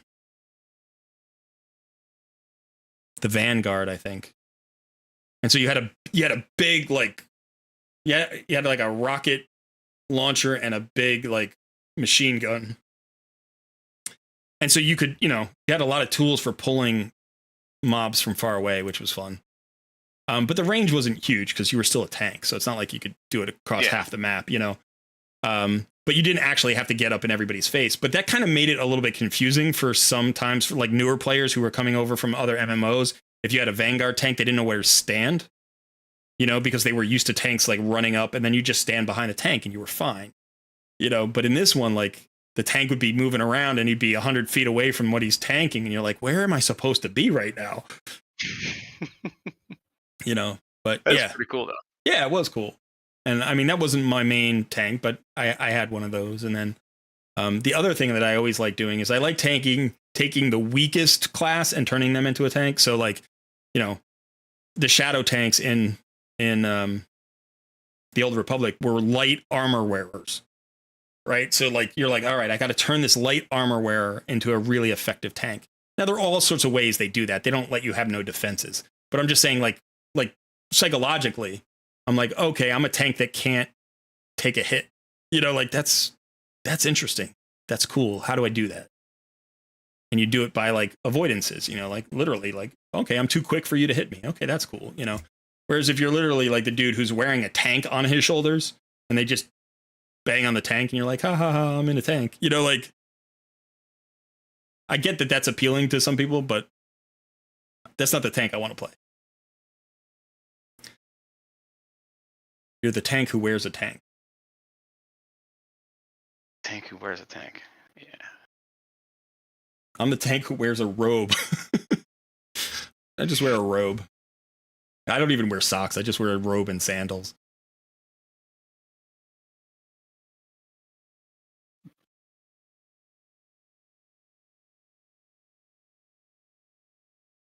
Genshin Impact is a very good example of I will spend 1K, but instead spend 100K. Yeah. DCUO was a fun game for a little bit. I agree. Yeah. Skylanders was an amazing game for the character collection and stuff. I think I've heard of that, but I've never played it. Bill says the games I played the most often, Gran Turismo 4, Pokemon Platinum, and Raid. After that, it's maybe ESO. So yeah, there you go. Elder Scrolls Online. That's a great MMO. That's a little bit of a different system. That occupies somewhere the space somewhere between like Guild Wars and traditional MMOs, right? It's like somewhere in there.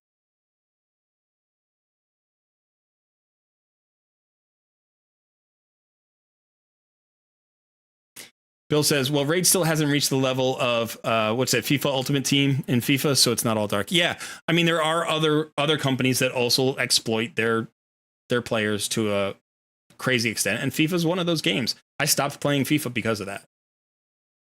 I used to play FIFA. I used to get a FIFA game probably every third year, maybe. You know, and I would play it for 3 years, and then eventually the rosters would change enough, or the gameplay would change enough, where I'd be like, okay, I can go out and get a new edition because there's some cool new feature in the game, or I just wanted the updated rosters. But the Ultimate Team, the card collecting thing that just became so abusive. Yeah, I stopped playing because of that. Rome Total War, I tried that out. I love the Total War series. The original Shogun, for the first Total War game, Shogun. Like not the Shogun 2, which I also love, but Shogun, the first game. I actually owned that board game before the video game was created. And the video game came out, and I was like, hey, I have that board game, and nobody will play it with me.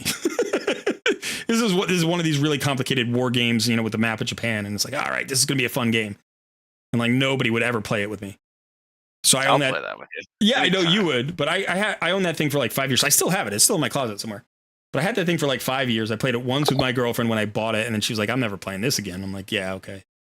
And then they put out the yeah, I can see that. They put out the Total War, and I was like, I think that's the same game. And it was the exact same game. And I was like, oh, cool. So I can play my board game online now with other people. And then I didn't realize there were like real-time simulation battles in it and stuff. And I was like, oh, this is really cool.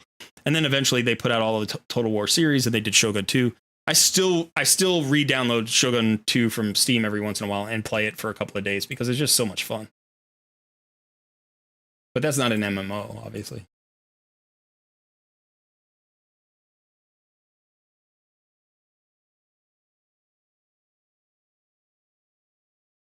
How you doing over there, son? What are you doing?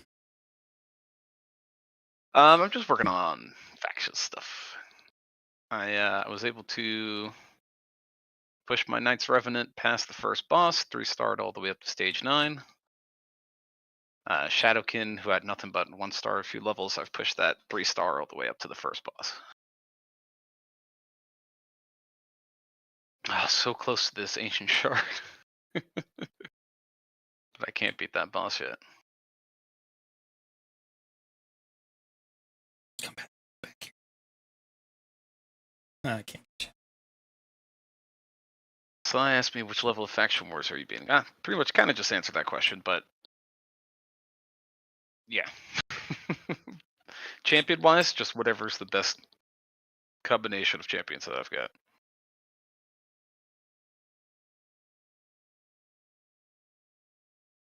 Was Sun not related to the Netherlands somehow, or am I tripping? You are not tripping. That is where I was born. Ik ben Nederlands. Ik kan nog steeds een klein beetje Nederlands praten. But not that much anymore.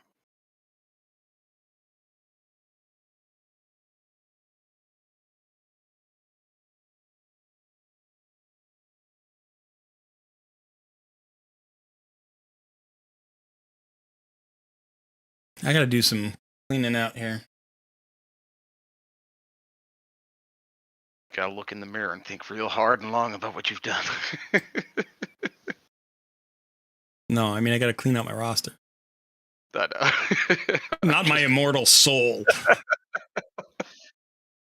You got a lot of cobwebs going on in there. You gotta clean up.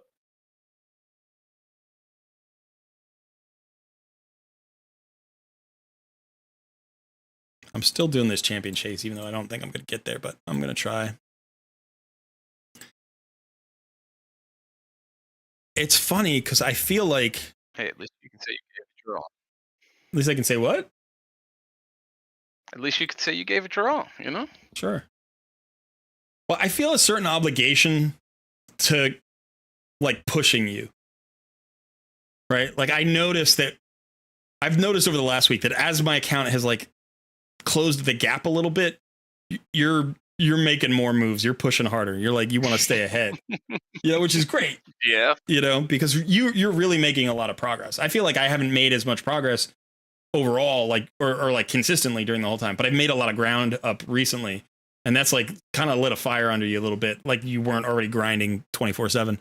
And so I feel an obligation to keep playing this account as well as I can in order to push you, and make it fun for the viewers, but make it, an extra motivation for you to like kick butt on your account. So that's sort of, something I keep trying to think of, like, what are there things that I haven't told him about yet? Or there are things he's doing that I need to match? That's a big thing. Like, so when you like have a champion chaining reward and you're like 4,000 points ahead of me, I'm like, man, I've been slacking. Right. So now I've got two options. One, I can get in there and grind super hard and try to catch up to you, or at least stay respectable. Or I got to think, like, what haven't I taught him yet?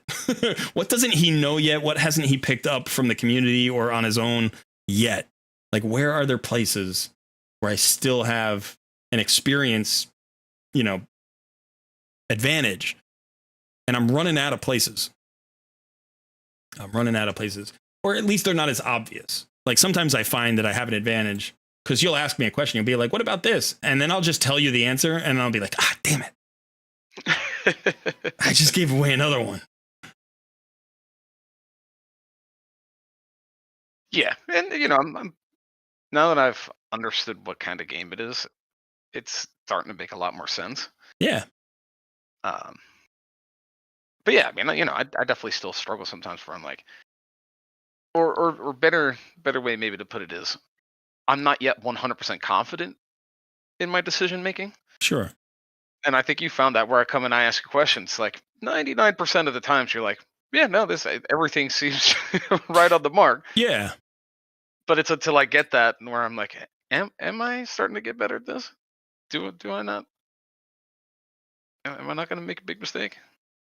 No, I definitely think that one aspect of it is that, like, you are that kind of guy where you go out and you find your own information. Like, you're curious, you grind it up, you figure out, like, you grind the information just like you grind the game. You're constantly soaking it up.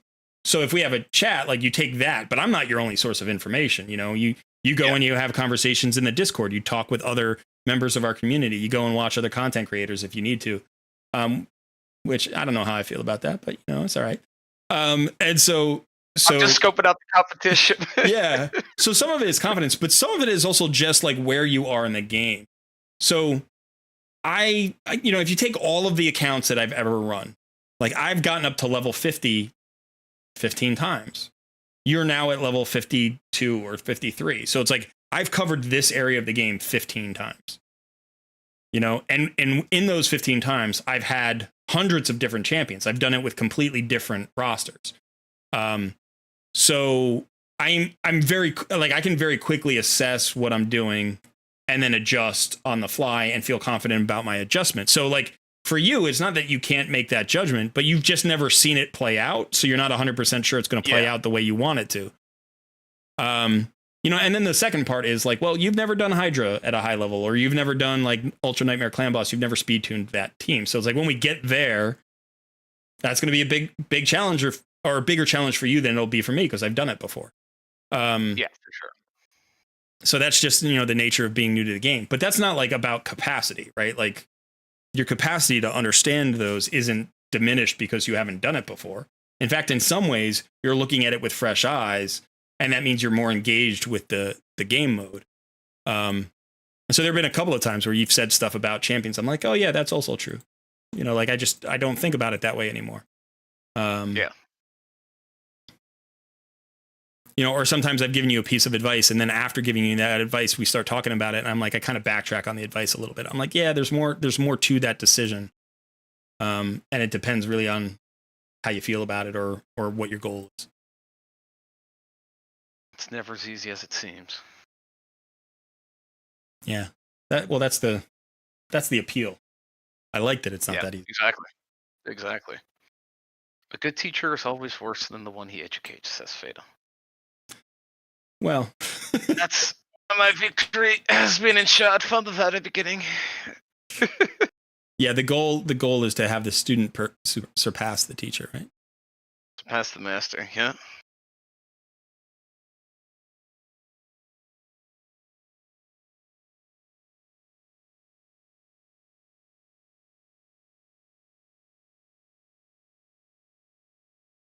All right, well, hopefully this will get me some more stars here on this faction crypt. Now I got to run up. I don't know if I have to run up anybody for Knights Revenant. I think I have everybody. I just ran up a Doom Priest. I think that's going to be more than enough. I do like Burn Gary's hair. It's kind of funny. He's got this flaming blue hair. You don't get that animation on the screen very often. It's kind of cool. That guy went Super Saiyan, all right. All right. Hammerhawk says you can still speak good Dutch. I appreciate it. You speak Dutch with your folks much? Or do you speak English when you're talking to your parents? Yeah, I think mainly English. Yeah. Well, because we live in the U.S. and like my younger siblings, they don't speak any Dutch at all. Right. So we usually end up speaking in English. But I'll hear them have conversations in Dutch. Yeah. And that's where it always gets interesting because I can understand Dutch much better than I can actually speak it these days. Well, how old were you when you came here? You were about 10? Yeah. Yeah, so that's one of the things about, when you emigrate at specific ages, like usually like elementary school or early in high school, you have that vocabulary. You have a 10-year-old's vocabulary of your native language. And then you start learning the new language of wherever you move to. And so you don't keep building that vocabulary very much. Exactly. And so your language capacity increases, like you understand more complex ideas, you understand more complex expressions, but you're still using the simpler words that you had from your native tongue to when you're speaking it. And so my father feels that way. He left Europe when he was 15. And so he had a 15-year-old's vocabulary, and he's 80 now, and he still has a 15-year-old's vocabulary. So he's much more sophisticated in his communication in English. And that actually makes him want to speak his native tongue or his first tongue less. He doesn't really want to speak it that much. When my grandparents were like I can hold a conversation in Dutch for the most part. But again, it's whenever I try to if I were to try to explain an in-depth concept on anything, it's never going to happen. I would have to revert to English because I just don't have the Dutch equivalent, the Dutch translation for those concepts. Yeah. So 10-year-old man baby in Dutch is what's happening. But it's cool to still have that, at least a little bit. I'm not upset to still be able to understand it and read it. Conversing is difficult. Yeah. But I think that's also one of the biggest things I've noticed for people that are multilingual or bilingual, like especially for immigrants.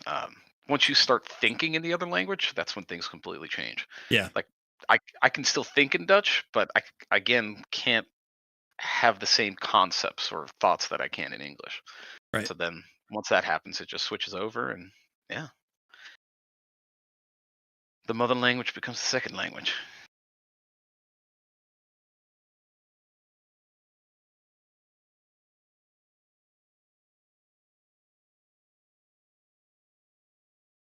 It's also why if I ever speak in English and say something stupid, that's my excuse.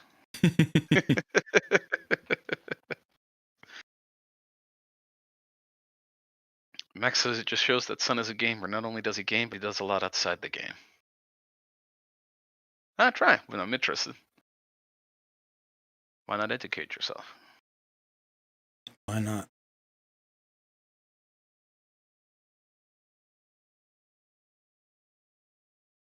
Somebody was curious on what Doom Tower mats you suggest to farm, and also how to beat Stage 100 Doom Tower Scarab boss. All right. I can walk through that in just a sec. This particular rotation isn't very good for Doom Tower mats. I don't farm any of them. I don't really care about any of them. That doesn't mean you couldn't get some value out of them. I don't farm any. This rotation. This is the worst rotation in my mind. So I think Pretty silver to me. Yeah. I mean, I'll get the mats because I use the keys. But it's different if you're an early game account or an end game account. So if you're an early game account, let me go over to Doom Tower. Let's see. So all right, let's go to the Forge. So let's see. The mats this time around are the spiders, right? So we've got the Scarab Claws, which gives us Untouchable. This is not a bad set. This is probably the best set here, the Scarab set. We've got Affinity Breaker, which I think is a pretty bad set. We've got Fatal, which is a decent early game set. So yeah, now you're in the way and I'm in the way, but Fatal here. Let's just do this. You can put me away for a little bit. Let me grab another drink. Right. So the extra crit rate here just makes it easier for you to get to 100% crit rate. So if you're early game and you can only farm the first boss, who is the Magma Dragon, you can get Fatal pieces, and that's not bad. But obviously, you know, if you can only farm these bosses, you're only going to get 4-star gear. But still, that's okay. Yeah. So for end game, I think Untouchable's all right. If you need an immunity set, don't think of this as a resistance set. It's not. Right. Resistance is a 2-piece set that gives you 40 resistance. This is a 4-piece set that gives you 40 resistance. So you'd rather, if you want resistance, you want a resistance set. You don't want this set. But if you want an immunity set that maybe gives you a little bit extra, you can go for an Untouchable set. And then I'm trying to think, what's the fourth one here? It's Frostbite. Frostbite's awful. There's one reason to use Frostbite. There's only one reason to use it. And that is if you are always already using a Frost set and you want to increase the chance of that debuff landing on your attacker.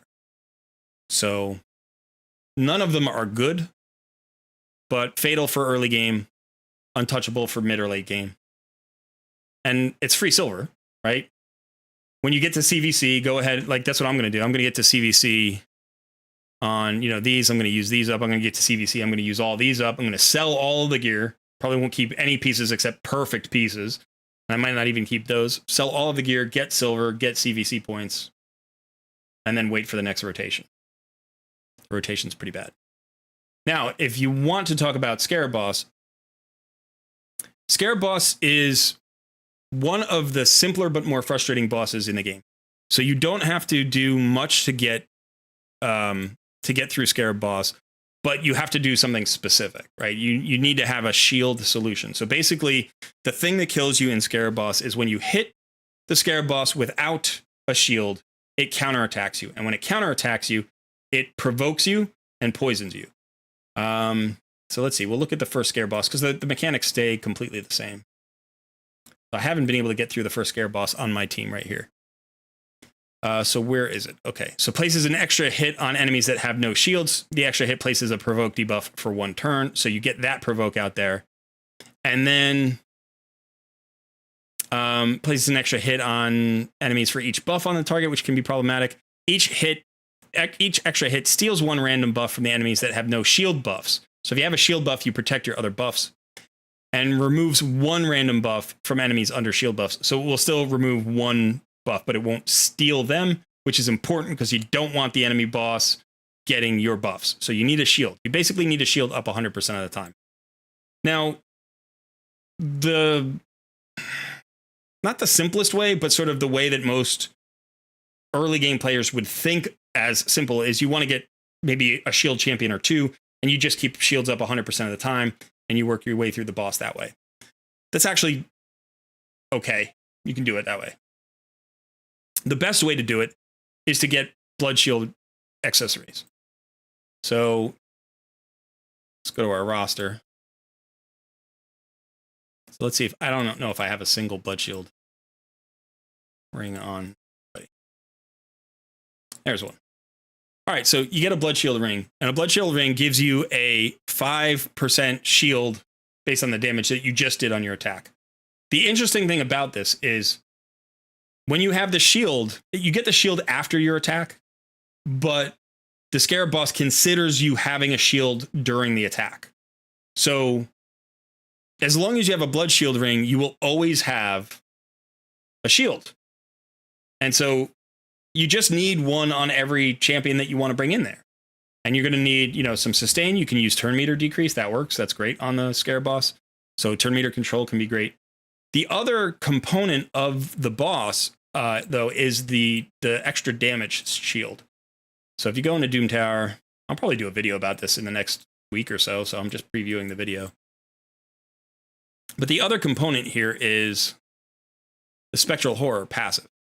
So this is the little purple bar that the boss has above its health bar.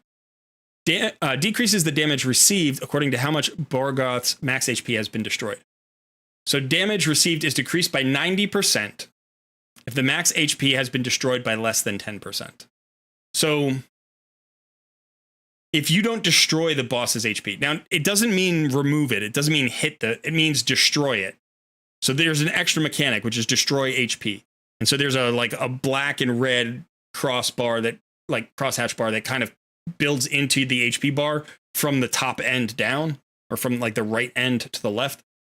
And so you have to destroy the HP. Now, if you destroy 10% of it and you get him below this 90% threshold, he starts taking more damage. So basically, you have to do 10 times the amount of damage as his bar in order to kill him if his shield is fully up.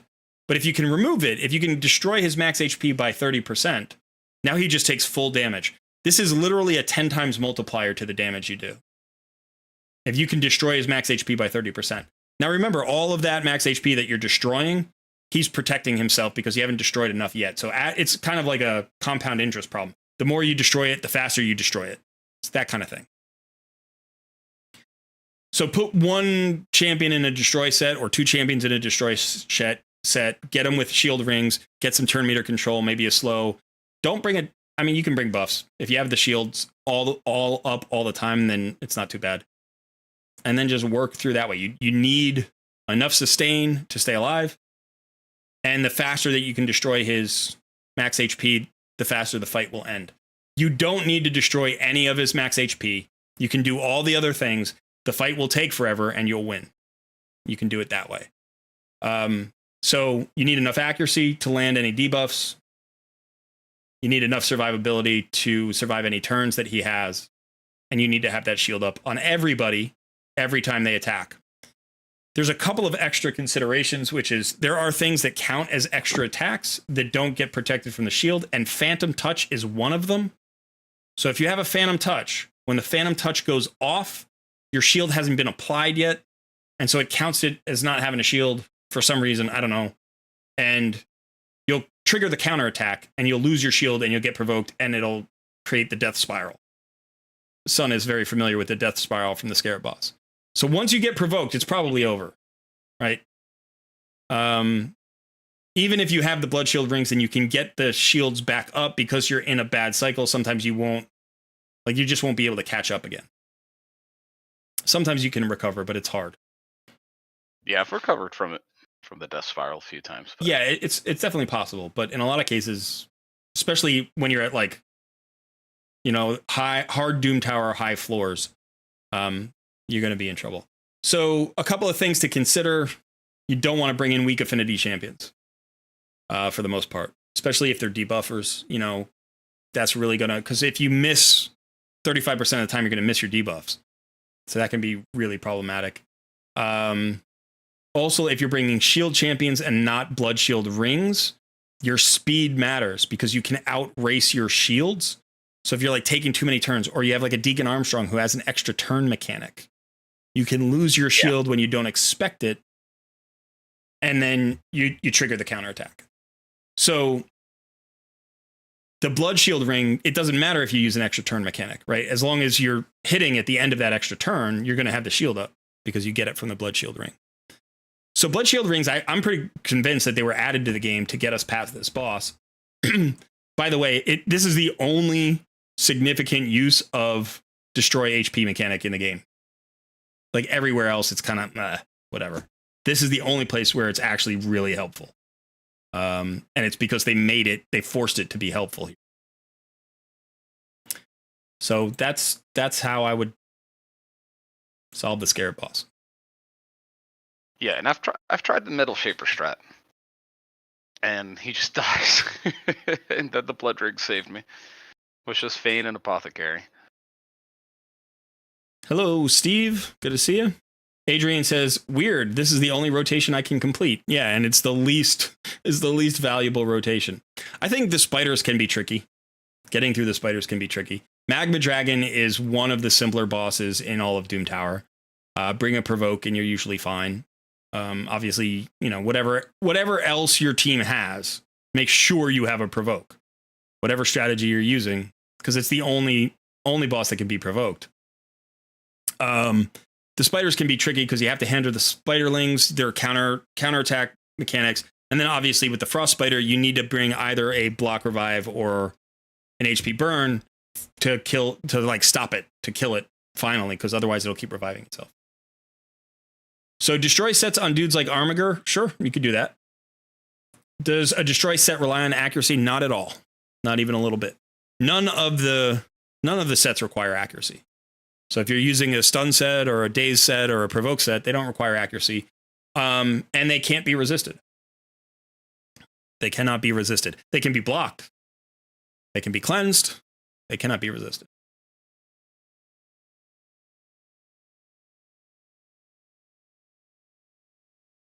Tomas, welcome back. Good to see you. To get past the early game, any champ with resistance and healing can do. Later stages, you need to follow the boss mechanics. Yeah, that's true. You could go, especially in an early stage, you could go with really high resistance on a champion that either heals or cleanses or boths. So if I if I could make my Runekeeper Dazzler resistant enough, right, he would just remove everybody's debuffs and constantly cleanse them if he was fast enough, and that could potentially get me through. But that's still tricky. That's still tricky because you're going to take a ton of damage. You're going to get a ton of, debuffs on your champions. But like I have a Skull Crown now, and I have a Runekeeper Dazzler. You know, so if I could get, let's say, just enough resistance on those two champions, right, between the cleanses that they both bring and the healing that they both bring, they might get me through with like anybody who's out there. Obviously, a destroy set on somebody would be helpful.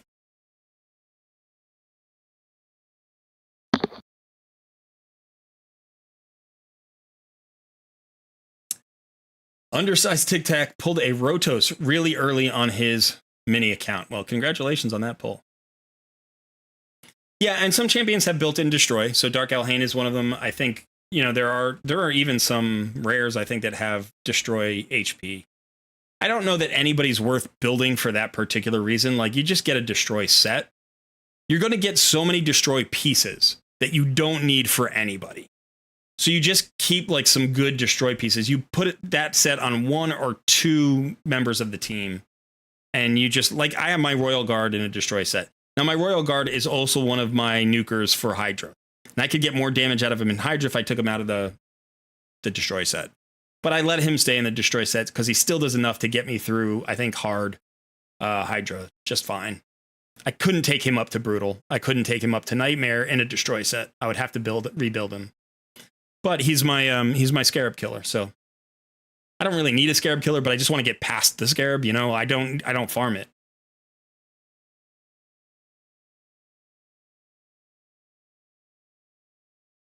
Icky Ray says, I solo it with UDK in a toxic set because what are mechanics? That is another option. You could do that. There are a few champions who can solo Scarab pretty easily. I think Vergis is one of the best, right? Because he gets his shield from his passive. So as long as you have him booked out, I think he's always going to have a shield up and you don't even have to worry about a blood shield ring.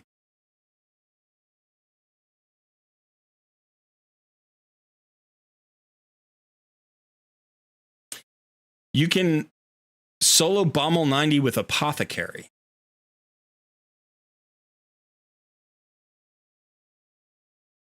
Okay, I believe you. I don't know that I would ever recommend that, but I believe you. Maybe a Doom Tower in-depth guide is a good idea, Cole, for each boss. Yes, it is a good idea. The problem with Doom Tower guides, and I'll just share this with you because I've been thinking about it. I've been thinking about it for a while.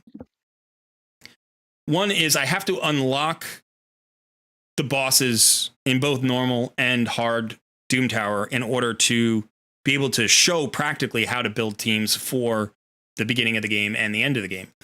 And that takes like 20 days to do. And then the rotation's almost over because the rotation's only 28 days or whatever it is. So it takes a while to get to the end of that rotation. And then people aren't that interested in the guide. They want the guide right at the beginning. You know, when they hit the first boss, they're like, oh, how do I beat this boss? So there is this sort of trickiness to Doom Tower. So I did 2 Doom Tower guides for the last rotation. I did a Bommel guide and a Dark Fae guide. And those are 2 of the hardest bosses in Doom Tower. And I did, you know, this is how you clear the very first boss, the first Bommel. This is what you want to look for. And then this is how you clear the last Bommel in Doom Tower hard. And these are 2 things that, you know, 2 ways you can build teams or 3 ways you can build teams. Put a lot of effort into it. Put it out there. It tanked. Didn't do anything. Nobody watched it. Did the same thing like 2 days later with a Dark Fae video. Like built this team, like spent hours on re-gearing and making sure everything was, you know, set up. Like scripted out the video, did the video. Great video. Really good video, you know, in terms of information. Put it out. Did worse than the Bommel video. Yeah. There was still a week left in the rotation too. I was like, and YouTube, the thing that drove me crazy is YouTube tells you what your audience searches for in YouTube. So if you guys type in, you know, like Bommel guide, and enough of you type in Bommel guide, it pops up on my list and it tells me this is the 7th most common search by your viewers collectively in YouTube. So I looked. I look every once in a while. I'm like, what are people searching for? Let me do a guide on that. I would like to help them find a good answer to their search. Seems like it would be a win-win for everybody, right? Good. You get what you're looking for, and I get a popular video. So I did that with Bommel. It was like the 5th most commonly searched topic. I was like, oh, this is going to be great. I want to do a Bommel video anyway. I want to get in there. I'm going to do it for tomorrow or the next day or whatever. Did the video, put it together. Sun edited it. We had a great thumbnail, right? Sun, that thumbnail was awesome. We loved the thumbnail. Yeah. You know, we got it out there. We're like, this video is going to pop off. It's like 300 views. You know, it's like it took like 2 days to get like 600 views. It's like, what the heck? Really? I thought Bommel was a thing. I thought people wanted to know about Bommel. 2 days later, we made the same mistake. I'm like, all right, well, Dark Fae is like the 7th thing on the list. Do you think we just made a bad video? Well, you know, did we mess up? Let's try again. Same exact result. Reaganomics says, I watched both. They were very informative. Thank you. And the Fatal Virus said I watched both. I appreciate the fact that you I don't know what you've searched for. I don't know all of the things you've searched for in YouTube. But yeah, if you're searching in YouTube, YouTube is keeping track of it in order to like design their responses to you, right? They try to give you things that you want. And so they track what you've wanted in the past to try to give you more of that in the future. And that's part of the analytics that every YouTuber gets.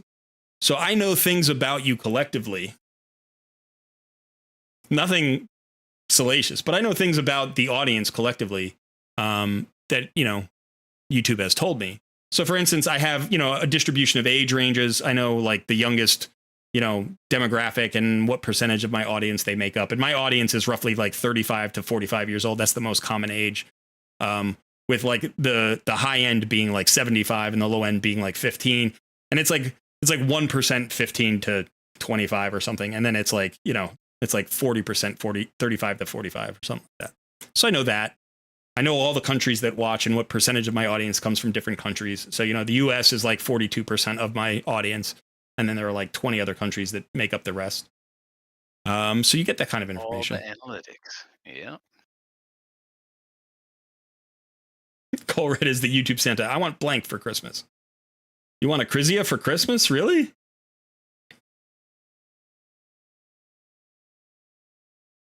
Yeah, Mitty was like, oh no, I was confusing YouTube for other sites. Ignore my search history.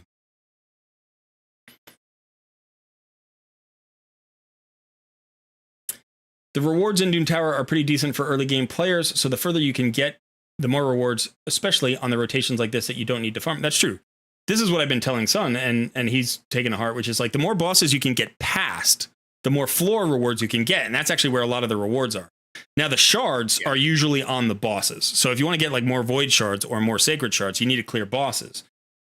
So there's that value, but then you can also get past those bosses to the next 9 floors before the following boss. So yeah, it's a great place to get free resources, especially for free to play players. You want to get your, solutions to each champion lined up. I'm sorry, each boss. You want to get your solutions for each boss lined up as early as you can.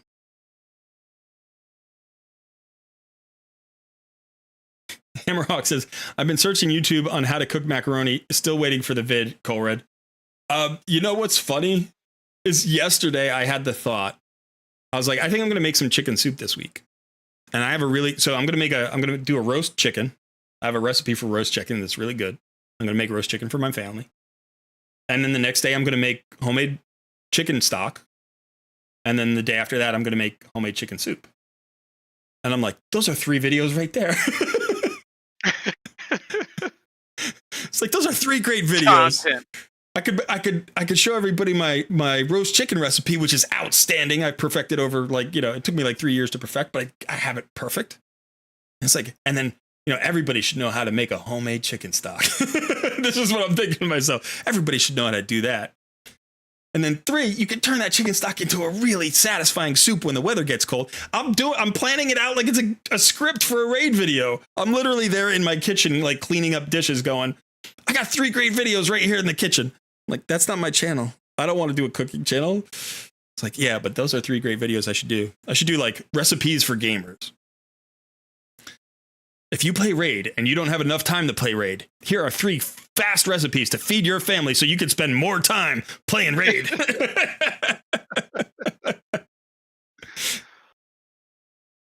Sold. I am sort of curious if like one day without explanation, I just put a video up that was like my favorite chicken soup recipe. What would happen? Would I get like more views than if I got more views on my chicken soup recipe than I did on my Bommel video? I might shoot my computer. Like I got 600 views in 48 hours on my Bommel video, and my chicken soup recipe got 1,500 views in 3 hours. I'll be like, oh my God, I'm in the wrong business. Simon Posse says, I would watch that. I might just do it. So everybody who's watching this stream and who has watched this stream and who's still here, like if you see just my favorite chicken soup recipe video on this channel, you'll know exactly where the idea came from.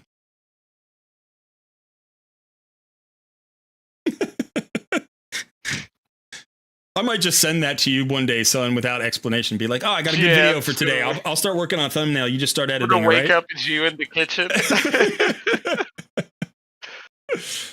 Yeah. Mr. Foodhand says, now that I know, I'm going to start searching for some messed up stuff. How to stay energized for maximum rate efficiency. That's a great title there, Icky. I like that. Listen, when you've got a long day of playing Raid Shadow Legends ahead of you, you want to wear some comfortable Hanes underwear.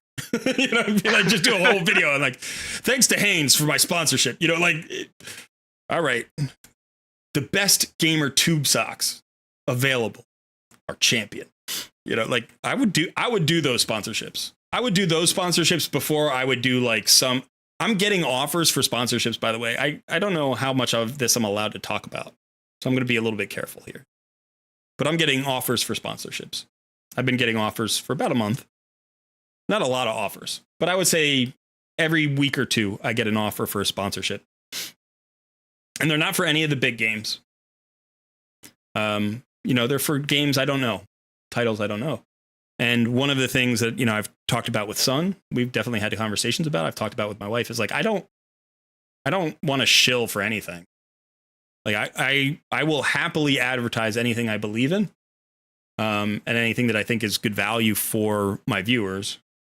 And I won't advertise something I don't understand, don't know, have no familiarity with. So if I were going to do a game and it's a new game, I'll go and check out the game and I'll play it for a week. And I'll see what I think about it. And then I'll give you my honest review. And if they're willing to sponsor me for that kind of content, I'll take it. But I know underwear. I know what a comfortable cotton t-shirt feels like and who makes it. So that I will happily, I'll take that sponsorship, like if all the drink companies in America came to me and were like, hey, will you do a sponsorship for our lemonade? I'd be like, well, not yours, but theirs. Yes. I could do that. Be like, no, sorry, Country Time. That's not real lemonade. Actually, that's not true. I would probably chill for Country Time lemonade just because I have a fond spot in my heart for Country Time lemonade. I used to drink that stuff when I was a kid. And then eventually I realized it's just sugar and flavor. And that's why I loved it as a kid. But eventually I found better lemonade. That's what makes it so good. Nothing but sugar. Colred presents Hanes. Yes, I would. I would happily present Hanes, especially if they would give me free Hanes. Hanes are super comfortable. I like Hanes. Oh, both of us. Hold on. Yeah. You leaving me out of the cut? Yeah, I'd be like, okay, I will take your dirty Hanes money, but you need to supply me with a lifetime supply of undershirts and trunks. I need some trunks and some ankle socks for me, for my wife, and for my editor.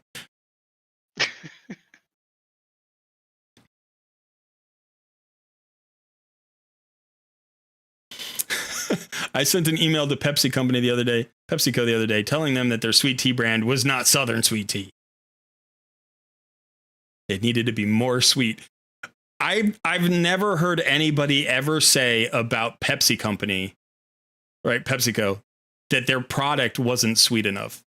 I've never heard anybody say that. So it's possible. I've never had their sweet tea. It's certainly possible. But Pepsi is super sweet. And that's why I love it. I do love me some Pepsi. I am a Pepsi guy, not a Coke guy. I hope that doesn't offend anybody. It shouldn't, because if it does, you're no longer welcome on my channel. Stop watching my videos. Dear God. But I wouldn't shill for Pepsi either. When I drink soda, I don't drink soda every day, but when I do, it's from PepsiCo.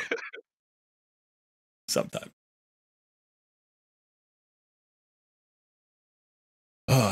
I realize I've been talking for like 30 minutes. I haven't clicked the button on the screen here. Classic mistake. That is the way I roll. Oh, I was building out Burn Geary. Somebody distracted me with questions of Doom Tower, and I stopped building out my Burn Geary. So I've got to go build him for Faction Crypts. So I'm pretty sure that I need some defense percentage. But yeah, so we'll see. I might have my first sponsorship in the next month. I hope you guys appreciate that I need to feed my family. So when I start shilling for petrochemical companies, you're like, man, Colred's really sold out.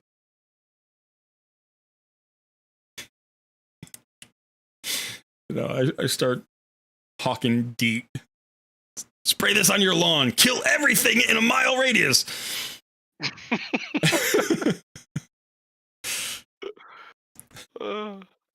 your neighbors do a bad job with dandelion control, do it for them with the deep bomb. Yeah. You're like, man, Coleridge changed. YouTube has changed him. If I woke up to that, oh man. What a beautiful day that would be. Yeah.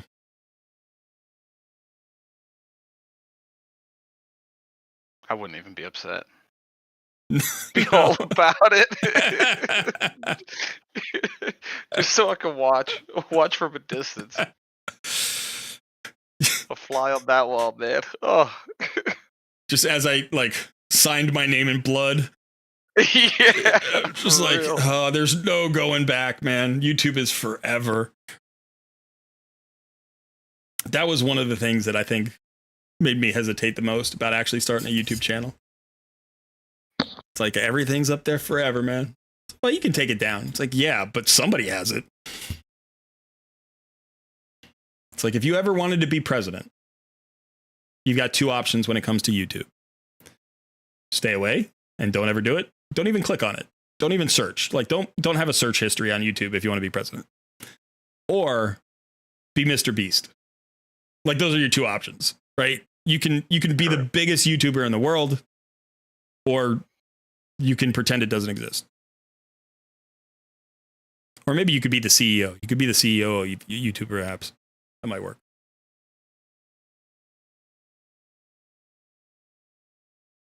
I don't have good gear for my burn gear. Let me go see if I can make some gear. Ooh, I have a couple of legendary pieces available here. Let's do this. Let's make a couple of pieces of legendary, or not legendary, but potentially 5 or 6 star perception gear. We got 2 pieces here. Defense and speed on a 5-star rare shield. That's not bad. I'll keep that. Oh, I need more epics. That's annoying. I can only make 1 piece. All right, I can make some pieces here. I don't need to do this. So let's go ahead and make some. Defense with accuracy and crit rate. Yeah, it's 5-star gear at least. Can I make anything else?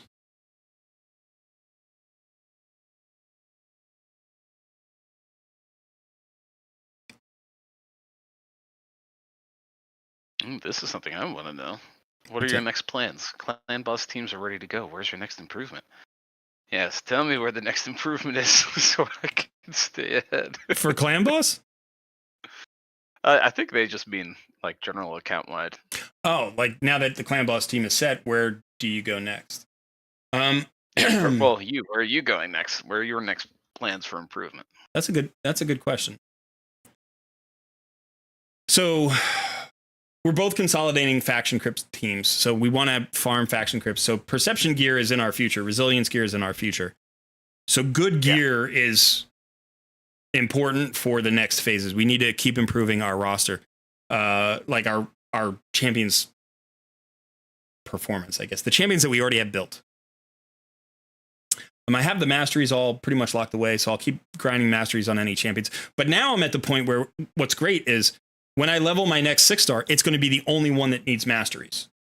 So now I can get my solo Minotaur farmer going and then just duo Minotaur like 155 times, have my scrolls and be done. You know, so like every champion that gets built from this point forward, I can do that with, which is awesome.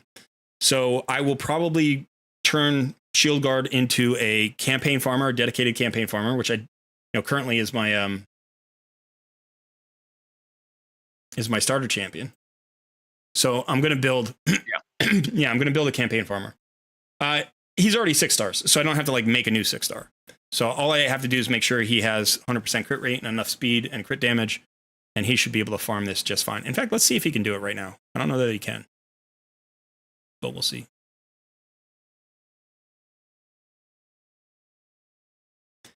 He's got a chance to do it. But yeah, so I'll turn him into campaign farmer. That will allow me to like make sure that Athel is built for clan boss and arena. I'm still looking for a potential replacement for an arena nuker. So if I get one of those, I'll build one of those. I need Doom Tower boss solutions. What I really need is a spider solution. I think we both need spider solutions, so we need to be able to get through, to stage 20 of spider boss, keep pushing the arbiter missions. We're in a spot now where we just had a huge shard pull event. Neither one of us hit particularly well. So we are in the grind zone. We are in the incremental progress zone, right? We're not going to get a ton of progress out of like a new champion or something. So our rosters aren't going to change that much. So we 6-star the champions we've got. We run up the masteries. We focus on gear grinding. We make incremental progress in the dungeons. Get shards from our clan boss. Keep pushing our clan boss. And then in 2 weeks, we pull all sacreds and see if we hit. So for the next 2 weeks, that's what it looks like. I think if I were to hit, I think one of the biggest places is like, I want to get to Gold 5 Arena. That's a goal. I would like to do that within the next 6 weeks, I would say. If I could get to Gold 5 Arena by 90 days, I'd feel pretty happy about that. I know some people who get to Gold 5 Arena in like 15 days. But you have to get the right pulls. So I could potentially get there in the next 15 days. It's possible. If I got the right pull at some point, I could do that. Or if I got really good with, good lucky drops for Athel, and I could really improve Athel's ability and get Runekeeper Dazdric a little bit faster. If I could get his speed up to like 270 and get her crit damage up to like 180 or something, I could do it. Or at least Gold 4. Yeah. So it looks like he's farming actually pretty well here. He's doing a 31-second clear, and he didn't die, so he can already be my campaign farmer. I think Athel's faster. And then as far as clan boss is concerned, keep pushing until I can get into Nightmare. I'd like to 1-key Brutal and get into Nightmare. If I could 3-key Nightmare and 1-key Brutal, I'd be very happy with that progress in the next few weeks. Even if that might take a little bit longer than a few weeks. That might be, a month or a little bit more. But yeah, so what's today? Episode 12. So if by episode 16, I'm 3-keying Nightmare, I'll be really happy. Yeah. Yeah. What about you? Where do you think your progress is most important? I think the big thing I'm going to focus on is getting my factions up even higher. Yeah. Just to get more gear, and then any events that are gear related. I'm probably going to start running those a lot more too. Yeah. So the thing about the dungeons, like Dragon is that early game dungeon, right? Because you get speed gear and you get lifesteal gear. Now accuracy used to be more valuable than it is now because it's perception gear is here. So, but in addition, you can also get stalwart gear. And sometimes toxic gear could be useful, but there are 3 primarily useful sets here, with accuracy being sort of a 4th set. So speed, lifesteal, stalwart, and accuracy. But we are now in the point of the game where like lifesteal is going to be less and less valuable. You're going to need fewer and fewer sets. Speed gear is increasingly valuable. We need more and more sets with more substats to get faster and faster. Stalwart is becoming more valuable, but you need the right team to like use stalwart effectively. So for instance, putting stalwart on your Sepulchre Sentinel might make sense. So you want to have, and you don't need tons of this. You could have like 2 or 3 good sets of stalwart probably, unless you want to go with 100% stalwart team which some people do. And they kind of trade off damage for a longevity. So the problem here is that this is the easiest dungeon to push. So you'll get to stage 20 of Dragon before you get stage 20 of any other dungeon. So you'll be getting the best gear here. And unless you're hitting speed and getting lucky with the speed drops, that's not going to help a ton. Now, probably the place we could get the most value out of, at least not necessarily like continuously forever, but like in the next few weeks, would be getting into Spider's Den and pushing Spider's Den. We could get up to, stage 16, 17, 18, where we're getting a lot more 5-star and 6-star banners and amulets and stuff like that. That would improve all of our champions, because all of our champions have basically whatever banner or amulet we could find and just throw on them. We haven't had a lot of options. We don't have optimized accessories. So this would be a good place to push, but this is really hard to push. This is the hardest dungeon to push, I think.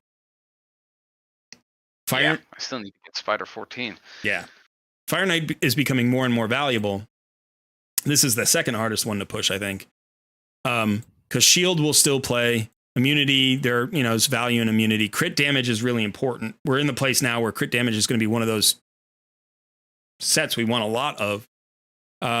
We have regeneration, stun, and savage. So they're actually more useful sets here. And savage is even better than crit damage. But one of the issues with savage is savage requires more substat rolls to go your way, right? Because you still need high crit damage on savage. Whereas with crit damage, you get 20% crit damage with each 2-piece. So 4 pieces would give you 40% crit damage. So you would be trading that away with savage. Now the trade-off is still good because ignore defense is so powerful.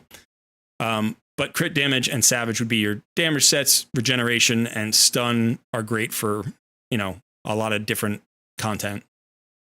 And then you have shield as well. And then Ice Golem's Peak actually is not a particularly good place, but there are 2 sets or 3 sets, I guess, here that you want to consider right now.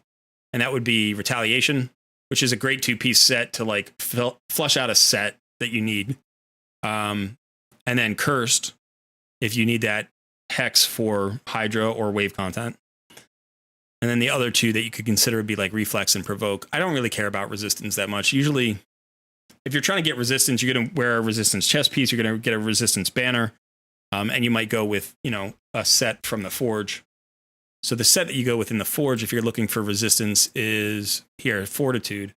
Because you get resistance and defense instead of just flat resistance. So you'd rather come here and get this stuff. And this, you actually farm from Bommel. So if you need to farm this, you got to go farm Bommel. Which surprisingly is not that daunting of a prospect, because Bommel is the first champion in the Doom Tower when he's on rotation. So you need to get past him anyway. So you have to build a team just to get past him. So if you have a team that can get past him, you have a team that can farm him. Yeah. All right. So a lot of talking today. We just hit 3 o'clock. So went a little bit longer today than we planned on, but that's okay. Our first Saturday, well, not our first Saturday stream, but our first scheduled Saturday stream. First edition. Yeah. Okay, so a couple of things of note. One is we have our Takeover Tuesdays. This Tuesday, 2 p.m. Eastern time.